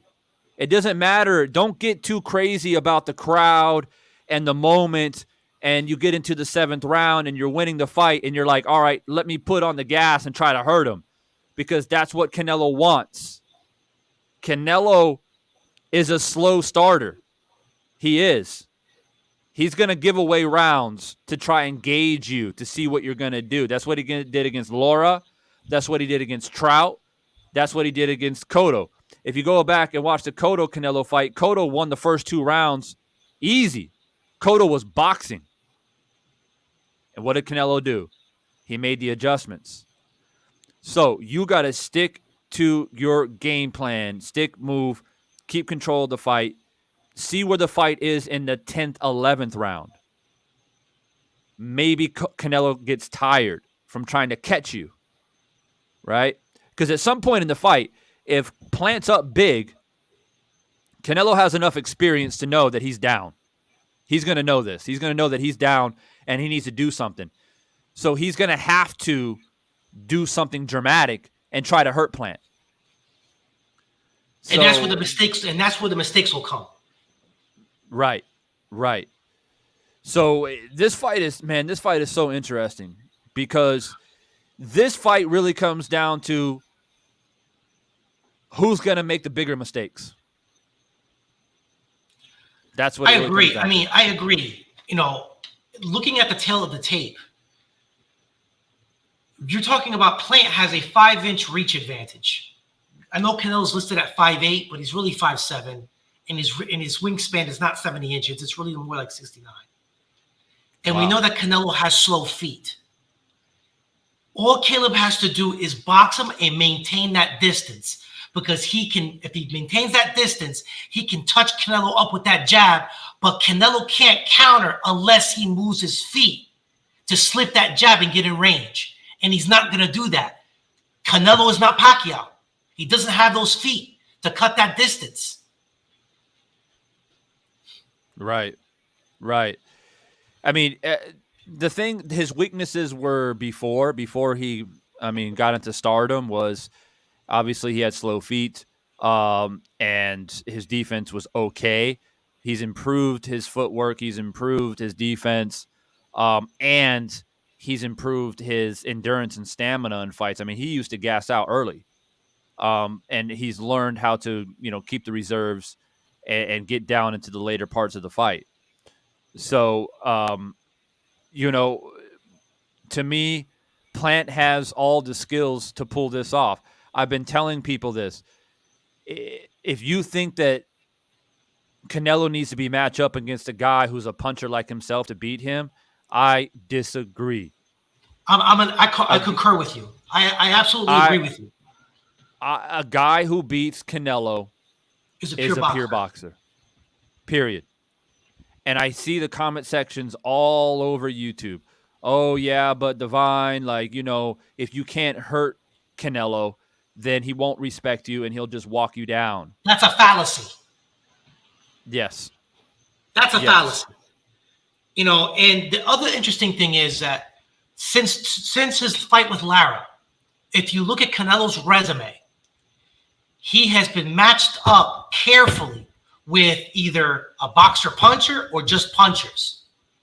There's not a pure boxer on that list with the exception of Billy Joe, but Billy Joe doesn't count for a variety of reasons. His success against Billy Joe doesn't tell us much. This fight is really going to tell us to what extent Canelo has really improved, because we know he has trouble with pure boxers. So we're going to find out tomorrow night just how much he's improved. Yep, absolutely. And a guy that's a true 168er, a guy that has been in the weight class his entire career, a guy who won the Golden Gloves at light heavy. And none of this people moving up and vacant titles, none of that. No, there's no vacant titles in here. Both of these two men are champions, and whoever wins this fight deserves their credit. If Caleb Plant goes in there and outboxes this man for 12 rounds, I don't want to hear any crying, complaining. He was running. I swear to God, I'll lose my shit if I come on here post-fight and people say, "Oh, he won because he ran." Yeah, that's going to be the narrative. That's going to be the narrative because he ran. And I know a lot of you guys are already starting to prepare their minds mentally for that excuse. And I'm here just to tell you this. Running doesn't exist in boxing. Where are they running to? They're in a square circle that's roped off. Where are they going? There's nowhere to go. Now, what I thought was really interesting about your breakdown, you said that when Caleb's in the Philly shell, the overhand right is there. And I listened to it. It's okay. That's right, because Mosley was connected on Floyd with the overhand right when Floyd was in that shell. And I also did a little research on the Philly shell. It's true. That defense is susceptible to the overhand right. But in this case, Canelo is the shorter guy. He has to cut that range. Caleb, being the taller guy, can lean back more. So that would require Canelo to reach over more, which leaves him susceptible to a counter. What is your thought about that? Yeah, I mean, and to put it in perspective, when I did I don't know if you saw it, but when I did, I did see it. With the sparring partner, I saw it. Right. And to put it in perspective, is I was simulating Canelo, so I'm taller than Brian, and I'm longer than Brian, so my right hand was getting in when he was in the Philly shell. So I have a 75-inch reach, which is a lot longer than long Canelo. Arms, man. Yeah. I'm 5'10" with 75-inch reach. So I can see why my right hand would be able to get on him. And Brian's not a short guy either. He's 5'10". He's got a shorter reach than me though. But my point is that I saw that opening. I had trouble getting past Brian's jab. I had to use a lot of head movement, and Brian kept pumping it out. And the thing about the jab is, even if you're not landing it, you can't set your feet. It's hard to set your feet because you're worried about slipping. And so if Caleb jabs and moves and gets the left hook in there, and it's not just a left hook, it's left hook pivot, because every time you pivot, you put Canelo out of position. Canelo's got to reset his feet, right? But yes, the right hand was there for sure. Once I kind of figured Brian out a little bit, and I just jabbed to the body, and I come over the top with the right hand, and I got in on him a few times. So then I started thinking, like, yeah, but okay, is Canelo faster than me? I mean, he's a world-class fighter. He's probably faster than me. Does he have faster footwork than me? He's a world-class fighter. Yeah, he probably has faster footwork than me. So is it balanced? I'm taller, longer, but he's faster. Maybe there's a balance there. We're going to have to see. But you're in the Philly shell, and I tend to do it when I'm boxing, especially on the ropes. I use a Philly shell as well. And your chin is protected, but you get hit atop of the head. You get hit on the side of the head, temple shot. So a lot of times, and Plant does it, he gets in and he ducks down as well. So the shots will graze over. But if you stand straight up, you'll get hit right in the temple. My official prediction is I think Caleb is going to do very well in this fight. But one thing that stood out to me, one was the over right hand. Also, the fact that he got cut against Usatake. He got cut in that fight. Yeah, he did. I think it was a headbutt. It could have been a headbutt, but he was bleeding into the eye. Yeah. That's right. Underneath, it's the same spot where we had the cut from the press conference. Right. And I don't know. I don't know why. Like, I just have this gut feeling that even with Caleb Plant doing well in the fight, I think he's going to get cut again. I don't know why. And it could be a headbutt. It could be. It could be a headbutt. It could be a punch. It could be an elbow. But I feel like it's going to happen again. I don't know why. And then it's going to be a matter of, can he fight through it? Will the doctor stop it? I don't think his corner will. And I don't think Plant will quit. But, when a cut's bad and if there's blood in the eye, doctors have been known to call fights, which will be very unfortunate. So I hope I'm wrong. And, Canelo might go on and just win a decision. There's no cut. Canelo might win by knockout, whatever the case may be. But anyways, that's my official prediction. I just feel like I'm in a unique position, Christian, because if Canelo wins, I get my prediction right. So it's like, kind of like I told you so. But respect to Plant. Because I think win or lose, Plant's going to get respect regardless. And he should. I don't think this is going to be an easy fight. I really, really don't. Well, yeah. If Plant wins, then I got to eat crow on my prediction. But the guy that I'm rooting for wins. And I've also already placed a bet on Plant, so I win money. So it's a win-win. I don't think you need to eat crow because you've made it quite clear that Caleb is a live dog in this fight, and he could win it. And in your analysis of the breakdown, you even basically laid the game plan out for Plant to win. Right, I did. You did, and you made it quite clear that Plant could win this fight. It can definitely go that way. So, I mean, and what I liked about your analysis is that you went deep into the X's and O's. You didn't talk about resume. Oh, God, I can't stand that shit. You went into the X's and O's. And that, to me, that's the kind of stuff that I like to listen to because that goes deep into the mechanics of the actual fight itself. Mm-hmm. Resume is subjective at the end of the day. You can cut it up in 5,000 different ways, but at the end of the day, the two men got to go in there and get the job done. So exactly. I was listening to Nestor Gibbs the other day. Something I wanted to ask you. Yeah. In this fight, there's no rehydration limit. And the IBF rules have a 10-pound rehydration limit when it's a championship bout for the IBF. But in unification fights, that rule doesn't apply. And Nestor kind of said that he expects Caleb to balloon up to a cruiserweight during fight night. What are your thoughts about that? Well, if there's no rehydration clause, it benefits Caleb. Absolutely. He's a natural. Yeah, and he said that the extra weight's not going to suit Canelo well either, because when he rehydrates, he's going to be bigger, but he's going to move slower because of the extra weight. Yeah, I never know with Ness. He's kind of like all over the place sometimes when it comes to doing predictions and stuff. Who's he going for? He's like you. He's like he says he tries to be. He tries to be non-biased, right? Yeah, I mean, it's like I'm listening to him, and he says, "I think Canelo's going to win, But then he goes on these long. He goes deep into it in the analysis where he basically says Canelo's going to win this fight. I mean, I can't really tell. It's like he's straddling the fence. Is what he's doing. He does that a lot. He does do that a lot. I've known him before the Boxing Voice, like way back in the day before they even like hit the scene. He had his own little channel, and then he made the Boxing Voice. When Boxing Voice only had a couple thousand subscribers.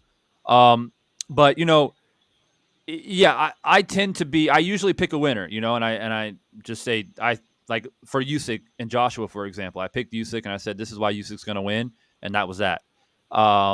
Wilder, I picked Wilder. I said I think Wilder's going to win. That's that.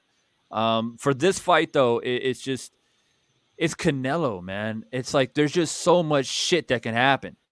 Even if Plant does really well, it doesn't mean he's going to get the nod. That's the other thing.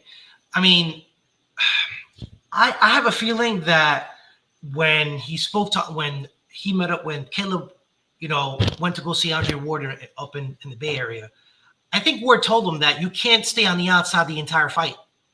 You're going to have to pick and choose in spurts to engage Canelo, because you're not just fighting Canelo, you're fighting the machine that's behind Canelo. And yeah, and he's right.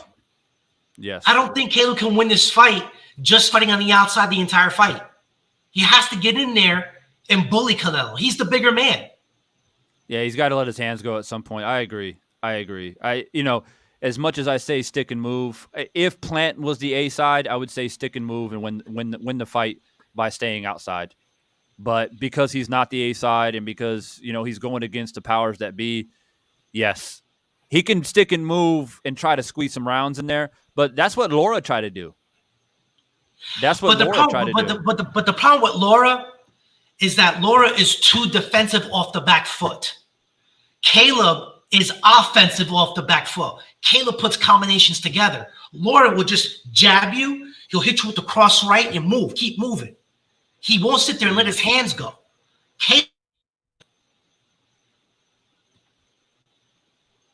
Yeah, and I think Plant's offense is underrated. I really do.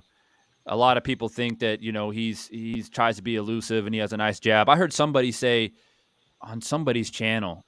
I was watching a channel not too long ago, and he said Plant's only a one-handed fighter. He only throws the left hand. I'm like, what?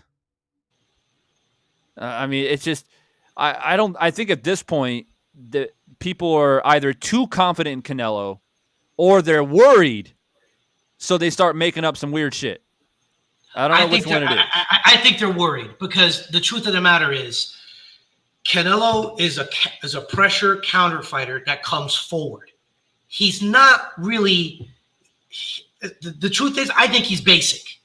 Yes, he's got good upper torso movement, but his feet are flat. His feet are slow. And that is what limits him as a fighter. Now, he's good on the inside, but if you got long arms, fast feet, you can box his brakes off just keeping controlling that distance. But again, yeah, go ahead. But again, you got the machine behind him. So Caleb is going to have to get in the pocket, boom, boom, boom, and get out. He's going to have to get in there at times. He just can't be on the outside the whole entire fight. Right. Yeah, I agree. He's going to have to let his hands go. He has to show that if he doesn't hurt Canelo, he's trying to hurt him. That's what he has to show. If he doesn't hurt him, he has to show that he's trying to hurt him. Go to the body, go to the head, bam, bam, bam, bam, slip out. And he has to keep moving, though. Like, the thing that a lot of people say that Plant would lose to Caleb Smith. I'm like, how do you figure that? Why? The Caleb Smith is tailor-made for. He's a tree. He's tailor-made for Canelo. He's tailor-made. No special effects, as Floyd Mayweather likes to say. Yeah, no bells and whistles. Straight up and down. Straight up and down. High guard. Let me try to get to your body. Let me try to bully you and walk you down. That's it. That's it. Tailor-made for Canelo. Canelo's best performance, in my opinion, was actually against Danny Jacobs. And I agree with you. I don't give him too much credit for Billy Joe for several reasons. But one reason is because I just don't – I feel like Billy Joe gave up. I really do. I think so too. I mean, listen, from the opening round, I saw the film study that you did, and I watched it like twice. Billy Joe never established his jab. I don't know what he was doing. He was putting his left hand out there measuring, but he just wasn't sticking that jab out there. He wasn't shooting it at all. And Canelo, all he did the entire fight, he kept creeping to the line the entire fight. And he was creeping to the line unimpeded. He's not going to do that against Caleb. Caleb is going to blister him with that jab every time he puts 1 foot forward. And people, there's a difference between, and I think Caleb Smith probably had a reach advantage on Canelo as well. But he never used it. Kovalev had a reach advantage on Canelo as well. But there's a big difference between having a reach advantage and having a reach advantage with speed. Exactly. And accuracy. There is a difference. And let me tell you, 5 inches is a lot. 5 inches is a mile in boxing. It's a mile. So, oh yeah, if you think that Canelo's head movement has improved, well, he's going to have to show it. He's going to have to show it. Well, this is the thing about the head movement. Upper torso movement is fantastic when you're in close in the phone booth. But when you're at a distance against someone who has a sophisticated jab that shoots it from different angles, different levels, he changes the tempo on that jab.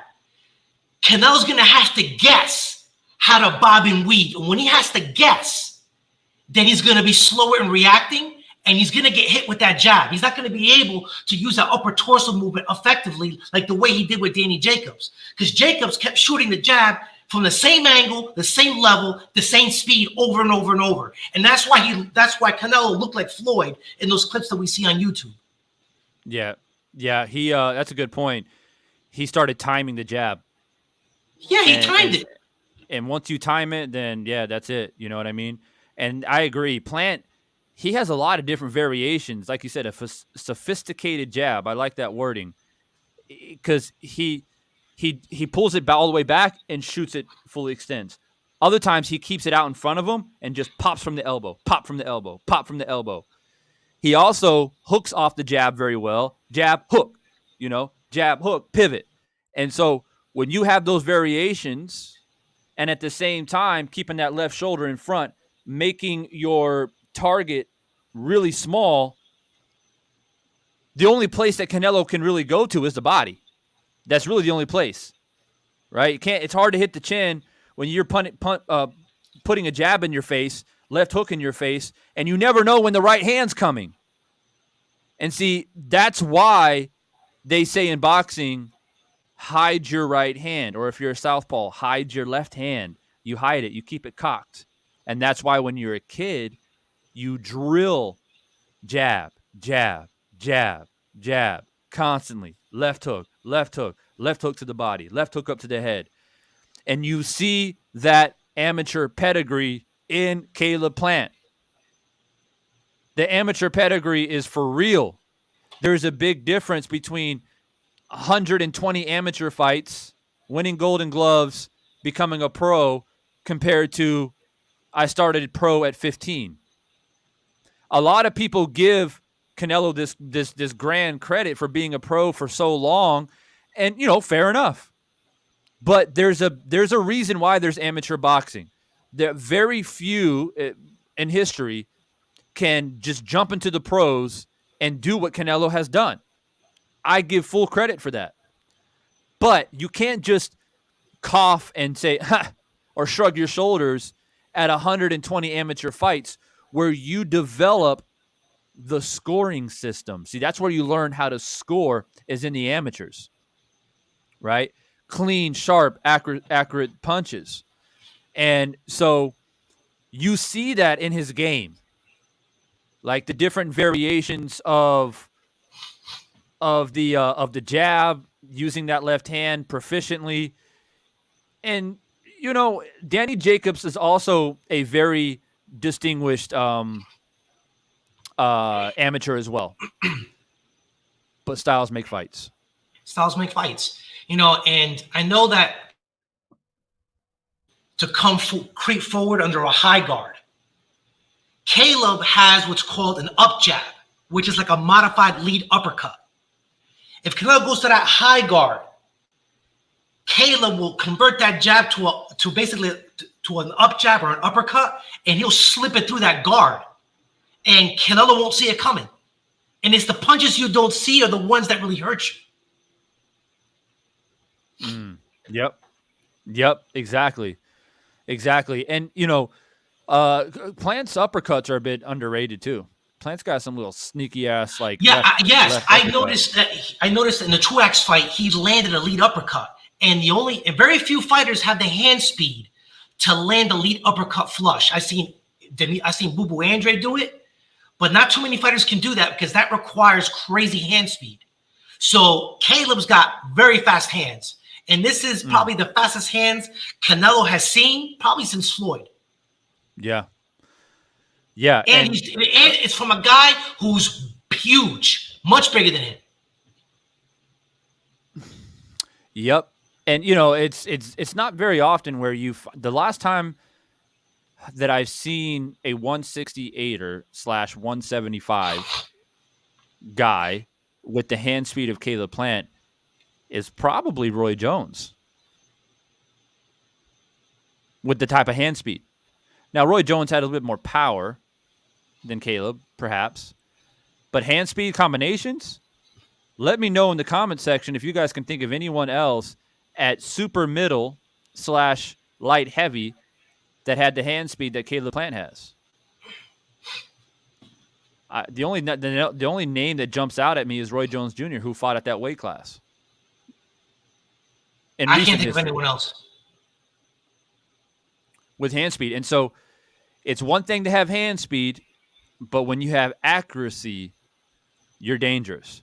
And I'm not talking about dangerous like they'll knock you out. It means that they piece you up, they touch you up, and they win the fight.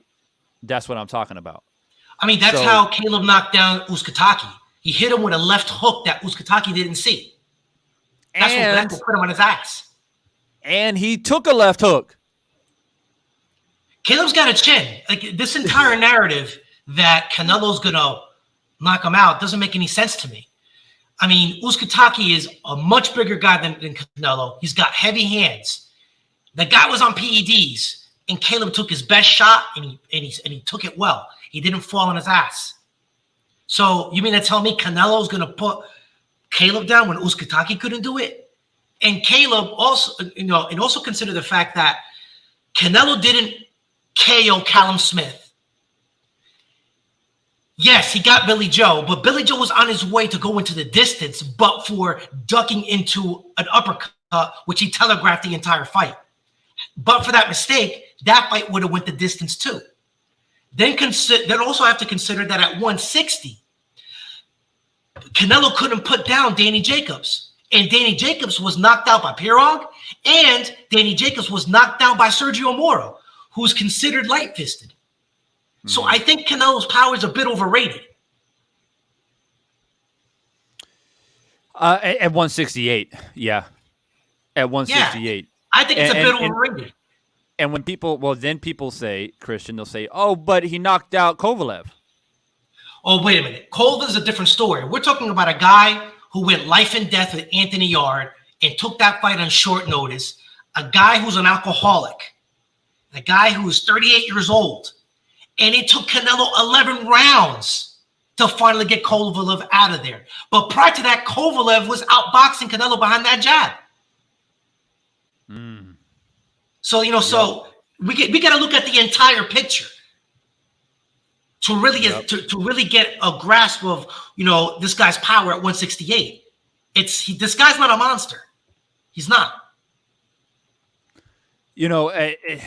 I like that point. I had to bring that up when I went live yesterday, saying that Kovalev not only was 37-38, but he had gotten stopped 2 times prior facing Canelo. Yes. Do you know who gets credit for beating Kovalev? Andre Ward, who beat him twice and beat Kovalev when Kovalev was undefeated. That's Yeah, who when gets credit. When Kovalev was the crusher. Exactly. So, look, I was making a point yesterday in the live that when you look at when you look at pound for pound, 95% of the time when they come from smaller weight classes and they start moving up, they change, right? And a lot of times they have to change their style a little bit. They got to change their strategy. And Floyd is a perfect example of that, right? 126, 130, he's like knocking dudes out when he was Pretty Boy Floyd, knocking guys out. Soon as he gets into like 140, 147, he started having he was having hand trouble, right? Because he's hitting guys who are much bigger now, and he's hurting his hand, and he couldn't carry the power into these upper weight classes. So what did he do? He developed more of his dad's style instead of Roger, because Roger trained him when he was young because his dad was in prison. So when his dad came back in, he started developing more of his dad's style, defensive, counter shots, pot shotting, and he became Money Mayweather, right? And with Canelo, I think it's similar. I think that at 147, when he was really young, going into 150, 52, 53, 54, 55, he was able to hurt people because he fit kind of nicely in that weight class and was able to carry the power up. But once he started getting into 160, 168 especially, you see the difference. And the only other person that I can think of that somehow carried their power through these weight classes was Pacquiao. Pacquiao was destroying everybody from 122 all the way up to 150 plus. Now, obviously, that's another topic on how that happened and why there was random blood and urine testing when Mayweather wanted to fight Pacquiao. I'll leave that to the side. But there is something to that. You have to think about it, right? You have to think about it. Even in the old days with like Sugar Ray Robinson, when he was like welterweight, super welter, middle, he didn't drop people, or he dropped people. He didn't stop people like he did when he was in the lower weight classes. When he was fighting Jake LaMotta, he couldn't get Jake LaMotta out of there, right? So, all these little small intricate details. We're at this point, all we're doing is just hyping up a fight that is happening tomorrow, and all of this doesn't really mean much. But it's the pre-fight to the Super Bowl. It's the pre-talk. Sorry, it's the pre-talk to the Super Bowl on who's gonna win the game. And they both have unique skill. They both have unique abilities, and in my opinion, this fight is stylistically just one of the best type of styles that you can make in boxing. You can't make it much better than this. Boxer puncher versus a pure boxer. Meldrick Taylor versus Pernell Whitaker. That type of shit.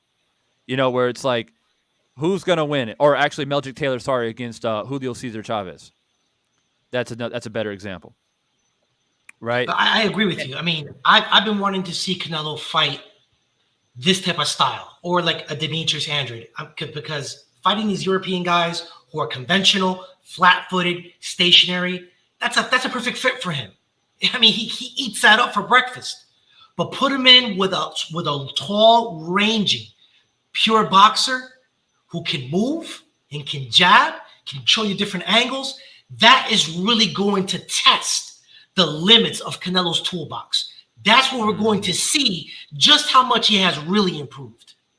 Because Yep. looking back at his resume, he's been strategically matched with guys that are going to be there to be hit. Right.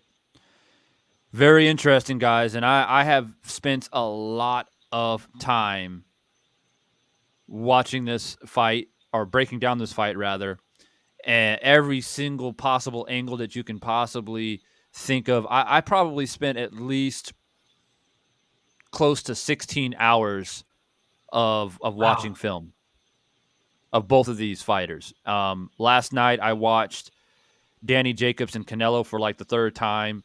I watched a Plant fight against Yusataki. I watched Plant fights Mike Lee and Futin Butts. I watched Canelo fight Kovalev. I've spent a lot of time, and it's a situation where when I watch Canelo fight, when he's at his best, like when he's fighting Danny, I'm like, yeah, he can be a problem for Plant. Definitely. If he's got his head movement on point, goes to the body, and gets hard thudding shots in there, because that's what sways the crowd. That's what sways the judges. That's just the way it is. And I mean, Plant can go in there and land a 3-punch, 4-punch combination, and then Canelo counters with 2 big body shots. More times than not, the judges are going to go for those 2 hard body shots. That's the just problem. The way It's a problem. Exactly. And that's why it is so hard to predict this fight. Like, I can say Plant can win, but who is he really going to win, though? If he's really going to be judged unbiasedly in the fight. So that's the problem with this fight, is that you're going up against Canelo. And that's why a lot of people are saying, you got to knock him out. You got to knock him out, or really hurt him, or drop him several times to make sure. And I'm not confident enough that Plant can knock him out or knock him down. I just don't have enough confidence in it. I think that he can box beautifully, but it doesn't mean he's going to win the decision. I get it. So basically, your perspective is, we know that you think he could definitely outbox Canelo, but even outboxing him, he's not going to get the decision because of the machine that's behind Canelo. That's basically what you're saying. Yeah, and it's not that Canelo. It's not that Canelo won't do anything, but he'll do just enough to sway the judges. That's what I'm saying. Like, when you go back and watch the Lara fight, the Trout fight, even the Danny Jacobs fight, even the Cotto fight, they can be doing well in spots and winning the round, and then Canelo will just explode out of nowhere and throw big shots, and the judges will give him the round. It's true. And that's the thing, right? You have a 3-minute round. It's 3 minutes. You got to win the majority of those 3 minutes. That's how boxing should be scored. So if Plant is boxing his head off for 2 minutes and 30 seconds, but then Canelo, the last 30 seconds, puts a little combo on him that go ooh and awe the crowd, who wins the round? Plant does. Because he put the work in. But that's not what's going to happen. Exactly. So I get it. But to your point that you made earlier, is that you can't just box. You gotta try to show that you're trying to hurt Canelo. You gotta show the judges that I'm trying to hurt him, and I can land thudding shots too. I can land shots that will say ooh and ah to the judges too. He's got to do it too. And so, to be honest with you, what do I think Plant's game plan is with him and his team? It's to box.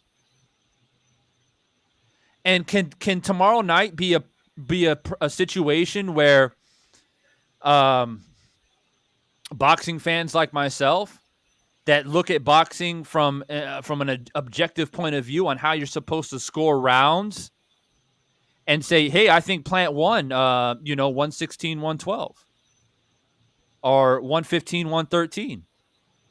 But then Canelo gets the nod. Do I think that being a possibility? Big time. Big time And then, possibility. then everybody will be on social media the next day having these blogs and having all these conversations on YouTube about what happened, about the robbery. Yeah. And people don't forget Floyd boxed Canelo's head off for Yes. 12 rounds, and one judge scored it a draw. Now, granted, that judge is no longer in boxing. Thank God. Okay. But it's not only that person's a bad judge, but they have a bias towards Canelo. Do they do any screenings of these judges? I mean, what procedures do they have in place? Well, I was talking about this last night, and there needs to be a vetting process in regards to judges and referees. And I find it I made the point yesterday that I find it quite ironic that I see referees at the lower levels, like like prospects and ESPN Friday Night Fights and things like that, and they're like quality referees. I mean, these guys are good, and they're young and they're athletic. That means a lot in boxing. Sometimes I'm like, why is this 60-year-old man who's 60 years old in the ring in a championship fight dealing with two like juggernauts in their prime? Like, it's not just like you having the experience, but it's like you got to have the athleticism to move around the ring, separate fighters, and have the confidence to call fighters out when they do shit dirty, and or have the confidence to make split-second decisions. Having the vision and the savviness to do these type of things. And it's no like, I'm not trying to disrespect older referees who've been in the game for 30 plus years, but seriously though. So for those of you guys don't know, Randall Mora is the referee for this fight, the same referee they had for Fury Wilder. Now, for those of you guys don't know, this is the guy who didn't call low blows in a bout with, I believe, Abner Mares. The guy was hit below the belt 25 times. I counted it. It's on YouTube. And he never took a point. Right? There was a huge outcry.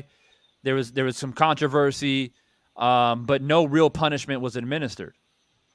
When things, later on, he started having other bigger fights, and people say, oh, he redeemed himself at the expense of the fighter getting his balls punched in for 25 times. Russell Mora, sorry. Yeah, Russell Mora. So then in the Fury Wilder fight, there was a controversy about the long count, to which I had to go and do my research about if the fighter doesn't go in the neutral corner, how it works. Does the time stop? Does it continue? What's the what is the responsibility of the timekeeper? I had to look all that stuff up. But nonetheless, there's controversy because it looks like Tyson Fury's on the canvas for 12 seconds. But when he gets up, it's only 7 seconds. But it's like, oh, that's because Wilder went into the wrong corner. But why did he go into the wrong corner? So we got a guy who has controversy refereeing the fight. And the other referees, I think, is Dave Moretti, and the other two I can't remember. I pulled it up yesterday in my live. One guy has judged 10 Canelo fights. He's judged 10 of Canelo's fights. One of the fights was Danny Jacobs. He scored it for Canelo. The other one was for Floyd, and he did score it for Floyd in that fight. So, I don't know, man. You're in Vegas. It's Canelo. And you're fighting a guy, Plant, where judges know. Like let's not pretend like judges don't know. Judges know Plant style. Do you think they just like wake up in the morning? Oh, it's time to go judge a fight now. Who's Plant? I don't know who this guy is. Great. Hell no. These guys are boxing fans. Judges are boxing fans. Referees are boxing fans. That's why sometimes you see referees, they don't referee properly because they're too damn busy spectating the fight. They're literally spectators. They're like, oh shit, what a shot. Oh, he's down. Let me go pick up the count.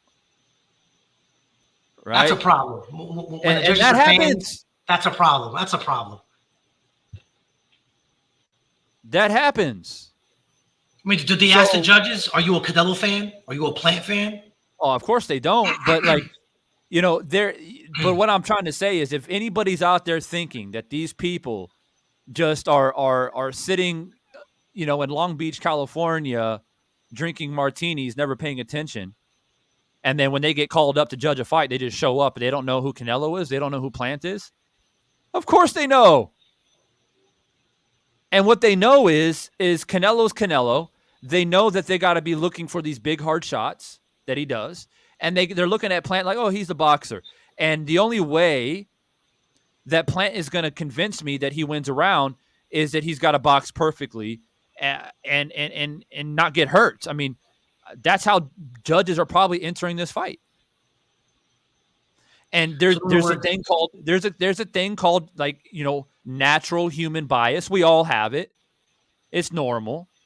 When judges come in, and there are some judges who just like the pressure fighter, the come forward fighter. They give that fighter the benefit of the doubt because they're trying, even though they're not doing much.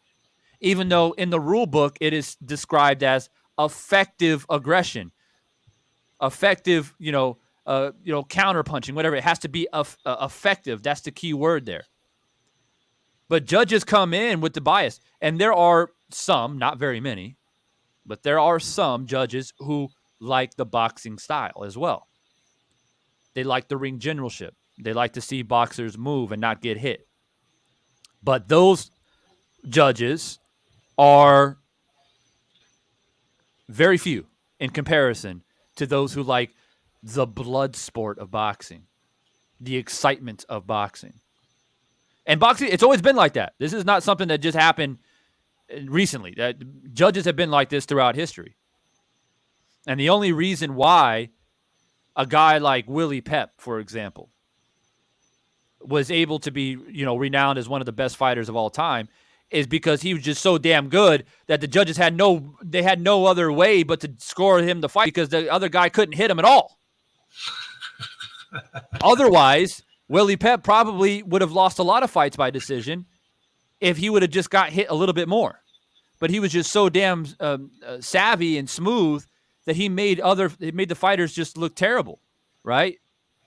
And that's why when he faced Sandy Sadler 4 times, he lost 3 out of 4 because Sandy was rough and tough and beat him up and made it tough for Willie Pep and threw him down on the floor. And so they finally found that guy. They finally found that one guy who can tame Will of the Wisp, Willie Pep. So that's just a real quick, history lesson. But, my point is the majority of fans, which includes judges because they are fans at the end of the day, they prefer rugged, rough, blood, knockdowns, knockouts, the oohs, the ahs. That's what they go. That's what they go for. So. No, unfortunately, it's true. It's like the fights that, a lot of fans, they like Canelo versus Golovkin. 2 guys who are going to stand toe-to-toe, trade shots, to see mano a mano, to see who drops first. To me, that's not my idea of boxing. My idea of boxing is the same as yours. That's not the sweet science. Yeah. The name of boxing is to hit and not get hit. That is the name of the game. This isn't a strongman competition. Exactly. Now, it's not. Now, don't get me wrong. Like when we have 2 guys who are punchers that go at it, yeah, I'm going to tune in. It's exciting. But what am I going to prefer? I'm going to prefer the Bull and Matador. That's what I'm going to prefer. Because it's a complete chess match. Exactly. Who has the upper hand? Who's quicker? Who's faster? Who has the better game plan? Who's in better shape? And those are the type of things that I get excited for. And that's why when you get a situation like Mayweather versus Corrales, everybody and their brother said Corrales is too big, too long, too strong, and he's the one. He's the one that's going to get Mayweather out of there. And Mayweather beat the brakes off him badly. It was embarrassing. It was embarrassing. And so tomorrow night, everybody's saying Canelo's that guy. He's that guy who's going to humble Plant, the boxer mover, the arrogant boxer, the cocky boxer. Canelo's that guy. He's too big. He's too strong. What does that mean for Plant? Plant's got to go in there tomorrow night, ladies and gentlemen, and he's got to hurt Canelo. Just like Mayweather hurt Corrales. He's got to hurt him. He has no choice. He doesn't got to knock him out. He doesn't got to drop him per se, but he's got to hurt him. He's got to, at some point in the fight, if not 2 or 3 times in the fight, back Canelo up. And I agree with Christian. He is the bigger man. At some point in the fight, he's got to impose his size. One thing that Mayweather did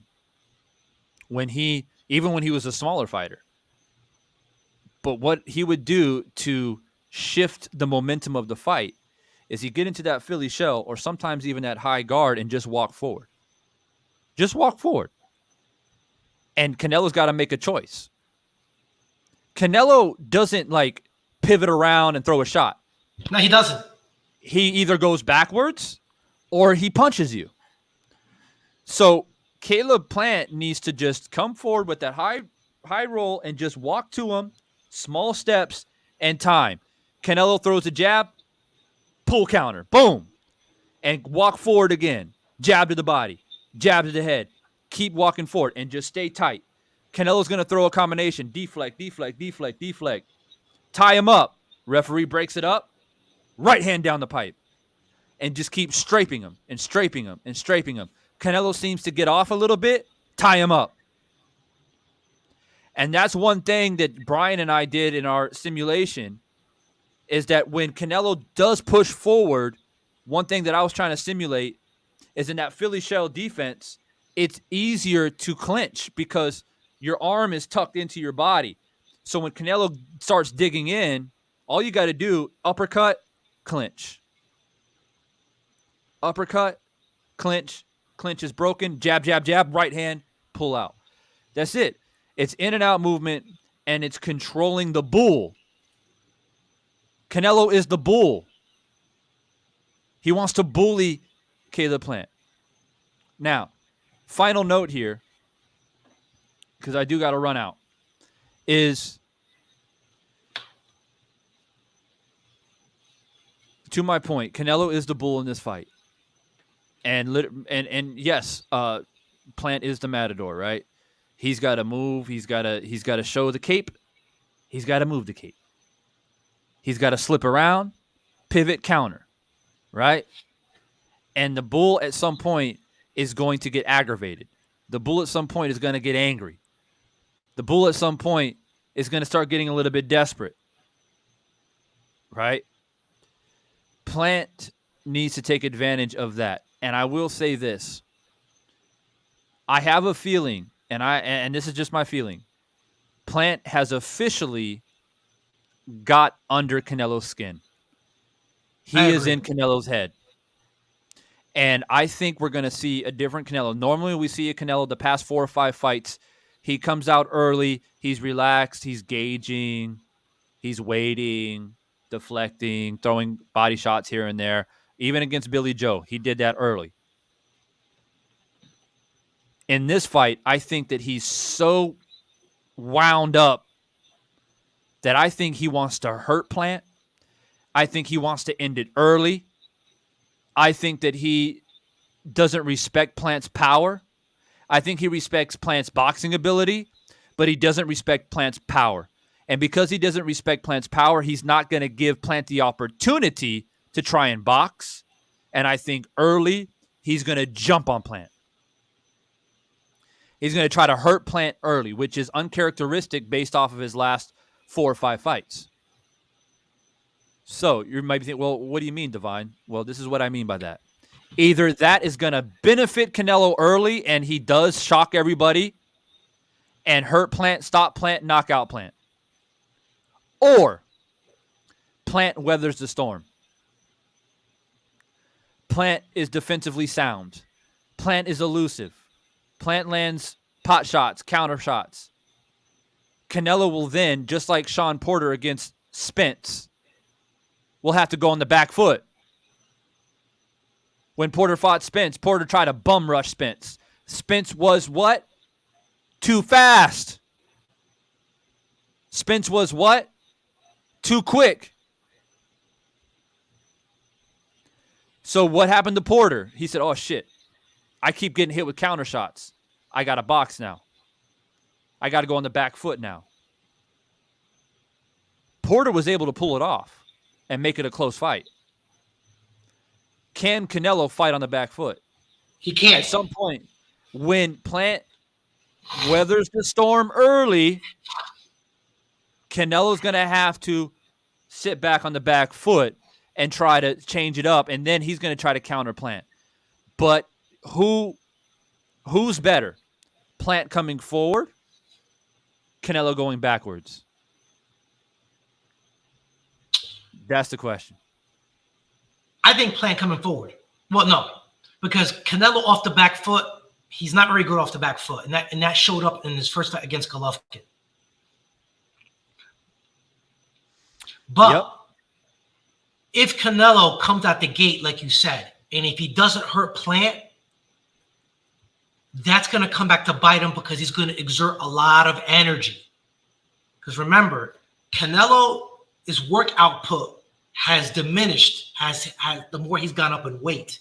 He punches a lot less, which is why he has energy towards the end of the championship rounds because he's not throwing a lot of shots. But if he comes out the gate expending all that energy, he's going to be gassed out by the middle rounds of that fight. And that's going to be really bad for him against someone who's fighting on his toes that's bigger than him. Do we think that Andre Ward was able to give any credible advice? Maybe, maybe not. You know, I heard Plant talk about it. He said that, Plant's just, Andre Ward's just a friend. He came in, we chopped it up for a bit, but nothing much. Now, he could just be saying that because he doesn't want to give too much away. Or it could be literally just that, where Ward just coming in as a friend. Now, I don't know, man. I think that Ward can give him some valuable information. I really do. I think Ward told him that you can't stay on the outside because Ward's in a couple of articles where he's been interviewed. Ward is kind of like hinted as to what he kind of told Caleb, that you're not going to win this fight boxing on the outside for all 12 rounds for each minute of each round. It's not going to happen. It's very hard to win a match that way because you got to be perfect. You're going to have to get in the pocket and engage, but you have to do it you have to do it in spurts. Mm-hmm. You have to engage them. So it's got to be a little bit of everything. Box, stick and move. Get inside get in range. Out-muscle him, bully him, hit him, 3, 4, then get out the pocket. Go back to boxing. Mix it up. Mm-hmm. That's what he did against Kovalev. Because against Kovalev, he actually got into the pocket and got in Kovalev's grill against the bigger guy. Yep. Well, guys, I mean, I think we have said literally as much as we possibly can. We have squeezed every bit of juice out of this fight over the past week or so, looking at it at different angles. And, in Christian, I greatly respect and appreciate, you like to listen to my commentary and how I break down fights. Oh, I love it. I love it. There's not too many channels that break down fights like the nuts and bolts, the X's and O's. There's one other guy that does it. His name is the Good Boxing Podcast. It's along the same line as yours, but very few guys break down fights the way you and the other guy does. Yeah, and I think that boxing, especially on YouTube, is just full of so much politics and drama and tribalism, and it's more of like the flair. It's kind of like WWE. Boxing becomes a WWE, and it's like who's stronger, bigger, and taller and faster, But boxing is so intricate, man. Yeah, it is. It's a science. It's like chess. It's a brutal sport, but it's chess. Yeah, and I try to. It's so easy for me to come on here, and I'm tempted to do it sometimes and talk about the hot button topics and do things for views and whatever have you, subscribers. But I just prefer to just do what I do, and those who respect it will respect it, and those who don't won't, I guess. And a little bit of modesty as well, and the ability to admit when you're wrong. I think that's a skill that is very important. And a very few channels that I've noticed, they predict fights insanely wrong. Really, never really gave a perspective on the fight to begin with, and then they get the prediction wrong, and then they come on and beat around the bush. Oh, I didn't mean that. It's like, come on, bro. There's very few, and I agree. There's very few channels out here who try to talk about the sweet science for what it is. We all have our favorite fighters. I don't agree, and I don't believe that anybody out there saying, I just talk about boxing and I don't have any favorite fighter. I don't believe that. We all have our favorite fighter. We all have our preference, right? And I'm smart enough and around boxing long enough to know that as much as I would like Caleb Plant to win, and I will be rooting for him, I know what boxing is. And I know it's not an easy task for a lot of different reasons. Not just because Canelo is the pound for pound, but a lot of other reasons behind that. I've been around too long. So, Marcus Walls, what's good? So, I have put my bet in. I hope to make some money. That'd be nice too. If you guys didn't know, if you put $100 down, I think the odds are like 600. So you put 100 on, Plant gets the upset, you get $600. That's fucking great odds. Which is crazy. Which is crazy that they are underestimating Plant this much. But you know why? Because they don't know him. They don't know Plant. Most of the people that are going for Canelo don't even know Plant. They don't. They look at his. They browse his resume. And they're like, I don't know anybody on that. I don't know anybody on that resume. Or they'll watch a fight and they'll say, he's slick, but he ain't much. Canelo, he's already seen that. People don't know Plant, and that's why the odds are what they are. Plant made a good point in his interview recently. He said, what the odds can't predict is what you have up here. What the odds can't predict is what you have in here. The heart, the determination.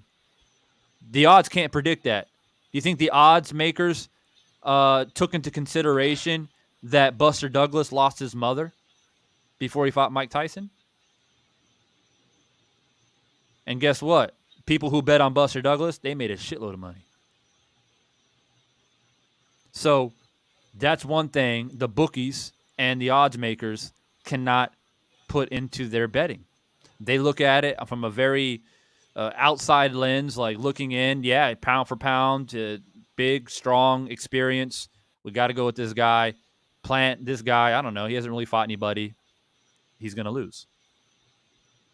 That's what it is. So at the end of the day, you drop 100. It's like 2 dinners in a movie. No big deal.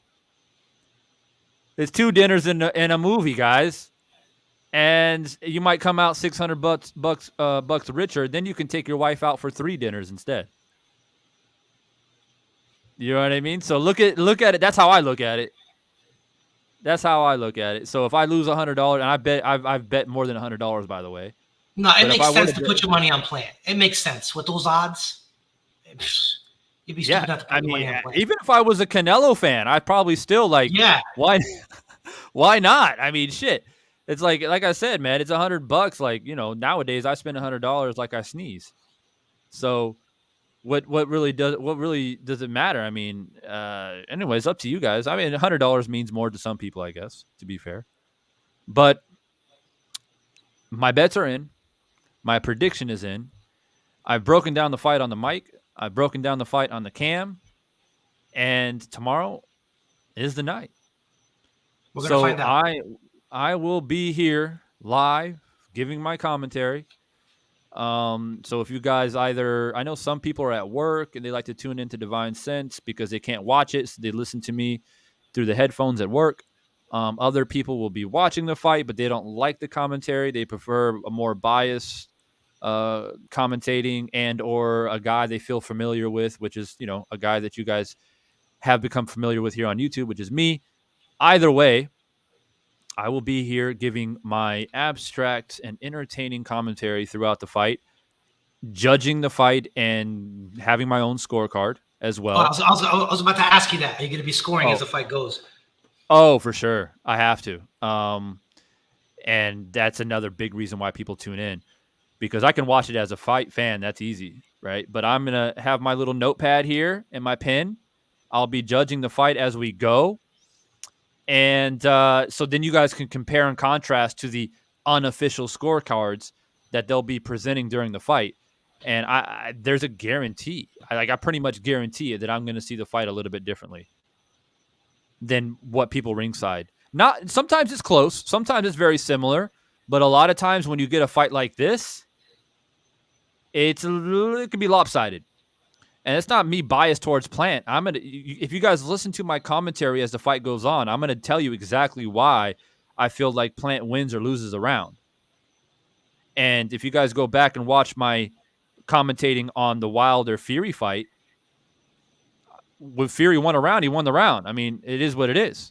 I don't do bias when I judge fights. You can't. You just can't. You got to call it how it is. I'll be secretly rooting for.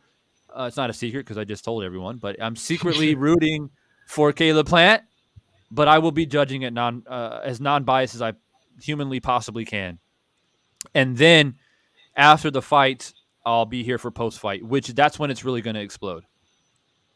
When the fight is going on, it's probably going to be more or less my subscribers. But when the fight is over, if Canelo wins, it's going to get crazy. It's going to get crazy. If Canelo loses, especially if he doesn't get knocked out or dropped, and Plant wins a decision or a majority decision or a split decision, they're going to come on here saying that Plant ran. I'm telling you guys, get ready for it. They're going to come on here and say Plant ran. So be prepared. Regardless, if it's a fair fight, no BS, and Plant wins, then I will give Canelo his full credit. And to be honest with you, this is one of his best victories on his resume.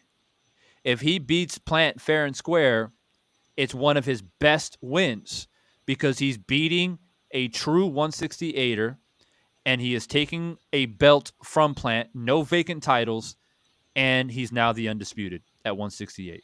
And it's against a style that historically has troubled him, which really will prove that he really has improved.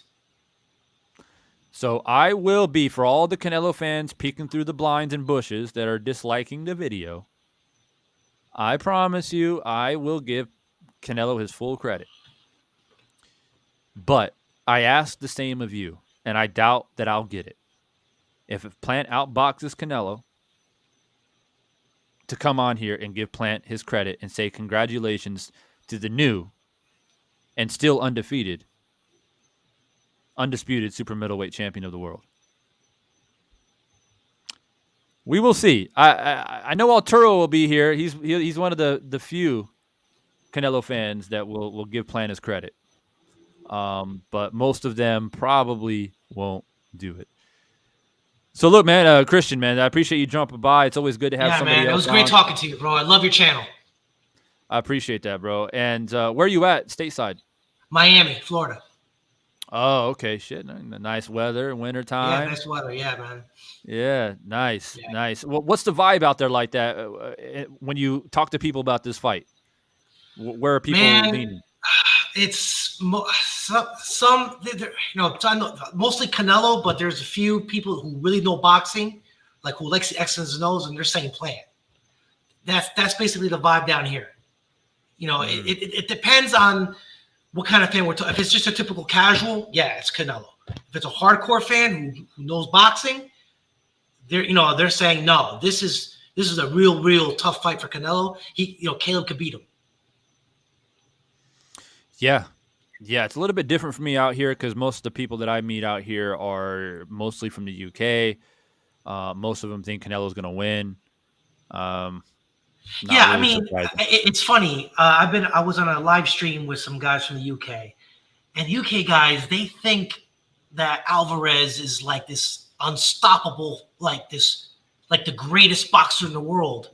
When in reality, in my opinion, when I look at him, he's not a complete fighter. Mostly because, yes, he can move his upper torso, but below the waistline, he's stiff. He's not very athletic. Yeah. A complete boxer is someone like Boots Ennis. That guy is a complete package. Mm-hmm. Yeah, I mean, let's take another real quick look now that it just popped in my head just real quickly. Look at what Stevenson did to Herring. Hand speed, boxing ability. And Herring's the bigger guy. He's the experienced guy. Even though he was the underdog, strangely enough, most people thought that Herring would have done a lot better, and he just got outclassed. He got outclassed. Stevenson is a great technical all-around boxer. Yep. And yeah, Deanna too. Boots as well. Boots is fierce. Hand speed, power. He's a monster. Absolutely. Yo, Dr. Hook, man, thanks for dropping by, bro. And I appreciate that. And that's what I try to do here. Concise breakdowns and and just keeping it real. I wish more people like Christian would jump on the panel with me and talk about things. I don't know if it's they don't know me. I doubt that. I mean, because I've been around a long time. I found your channel by accident. By accident is how I found it. And when I started listening how you break down fights, it goes, bro, no one, very, very few people does this kind of content. Because most channels, they talk about resume, who this guy fight, and they don't talk about the X's and O's. Because you don't win fights based on resume. You win fights based on skills. And boxing is about styles. Absolutely. Styles make fights. We keep saying that. It's like becomes cliche at this point, but it's fact. Moped, I appreciate that, bro. And you've been a diehard supporter from the beginning since I made my comeback. And I went on like a 5-6 year run from probably 2010 to 16, and I left. And I came back here recently, back in I think it was like July. So people know me, man, more than what people want to admit. And I really do think that it's just like they know how I get down, man. I don't know what to say. I just think they know how I get down. And a lot of people accuse me of not allowing people to debate, which is so untrue. The reality is that it's much different when you write comments in the comment section to try to state your case, but it's much different, as Christian knows, getting on the mic and have to go back and forth. You know what I mean? And it's just different. And people know this, and that's why they avoid it. I wish there were more of these type of like barbershop type conversations where people can just come on here and just give their thoughts. But nobody likes to be wrong, Christian. See, that's the problem. Nobody wants to be corrected. Nobody wants to have their opinions changed. And that's not just about boxing. That's life in general. when people are so stringent on one simple ideology, they're afraid of having their mind changed. And that's sad because we can't have open discussions. We can't have open debates about anything in life. You know what I mean? And boxing should be easy. It should be easy to discuss and talk about. And we can't even do that, let alone talking about things that affect our lives, and our social lives in society. We can't even discuss it. But that's why. That's why these panels are hard to create. And when you do find a panel, it's so one-sided and so biased that it's not entertaining. It's just not entertaining. And the Boxing Voice, for an example, like I said earlier, I know Ness for a long time. I don't agree with a lot of things that they say or do, but I will give them credit for attempting to try and make a conversation with many different voices, and they talk about it. Even though more or less they all agree with each other, usually, from what I've seen. But it's hard to keep a guy around who's always pushing back, right? You have a guy in the panel that's always like, that guy's like, nah, I don't think so, right? It's hard to keep a guy like that around, even though you should want to keep a guy like that around. And also very unfortunate is that people take things very personally. That's another problem. And they want you to be wrong so badly, and when you push back, they take it personally. It becomes personal attacks, and then it becomes about race. It becomes about all this other craziness, and it's just sad. But all we can do is just do what we can, and that's what I will continue to do, is do what I can and do what I do, which is break down these fights and give you guys this raw and authentic and uncut boxing analysis / commentary. If you guys are not subscribed to me, subscribe now. Stay a part of the conversation. I will be going live during the fight, as I just mentioned, and post-fight. Also, if you're not following me on Instagram, find me on Instagram, because sometimes on Instagram, I'll post some special content that I will not do on YouTube, as well as sometimes you don't get notifications when I make a video, and you might have a better chance to know that I've dropped a video on Instagram. So make sure you guys follow me over there. It's simple. It's the name, at Divine Sense Boxing. So make sure you guys hit that like button before you guys leave. Christian, once again, brother, Yeah, man. thanks so much, and I hope to see you here, man. No, I'm definitely gonna come back on the channel, man. You do great content. Do more film study, because Yes, sir. that content is excellent. Yeah, it's a bit tricky to try to avoid copyrights and stuff like that.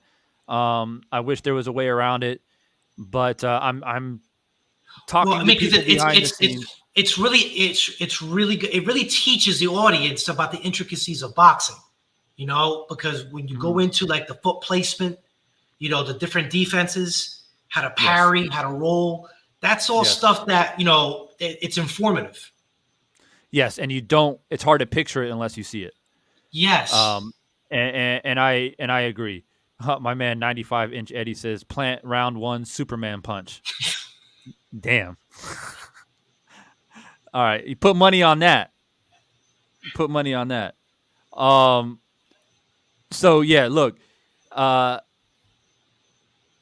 try to do film studies. I wish I can do it every day, but it's just so hard to get around the copyrights, and I'm trying to talk to people behind the scenes on ways to get around it. And there are some little sneaky ways, so I'm looking into it. But yeah, like I wish I can, every time I do a fight breakdown prediction, I can include film study, because that goes well together, right? You can really paint a picture of what you're trying to tell people. So stay tuned as I continue to talk about these big fights. Not only is it Caleb Plant coming up tomorrow night, but we got Sean Porter and Crawford coming up, and some other fights too. And I've heard some rumblings that Wilder's going to make a comeback. Who's he going to fight next? So a lot on the table. I'm looking forward to it. I'll see you guys here. Peace out, brother. Night live on Divine Sense Boxing channels. Mark it. Put a reminder on your phone. Don't miss it.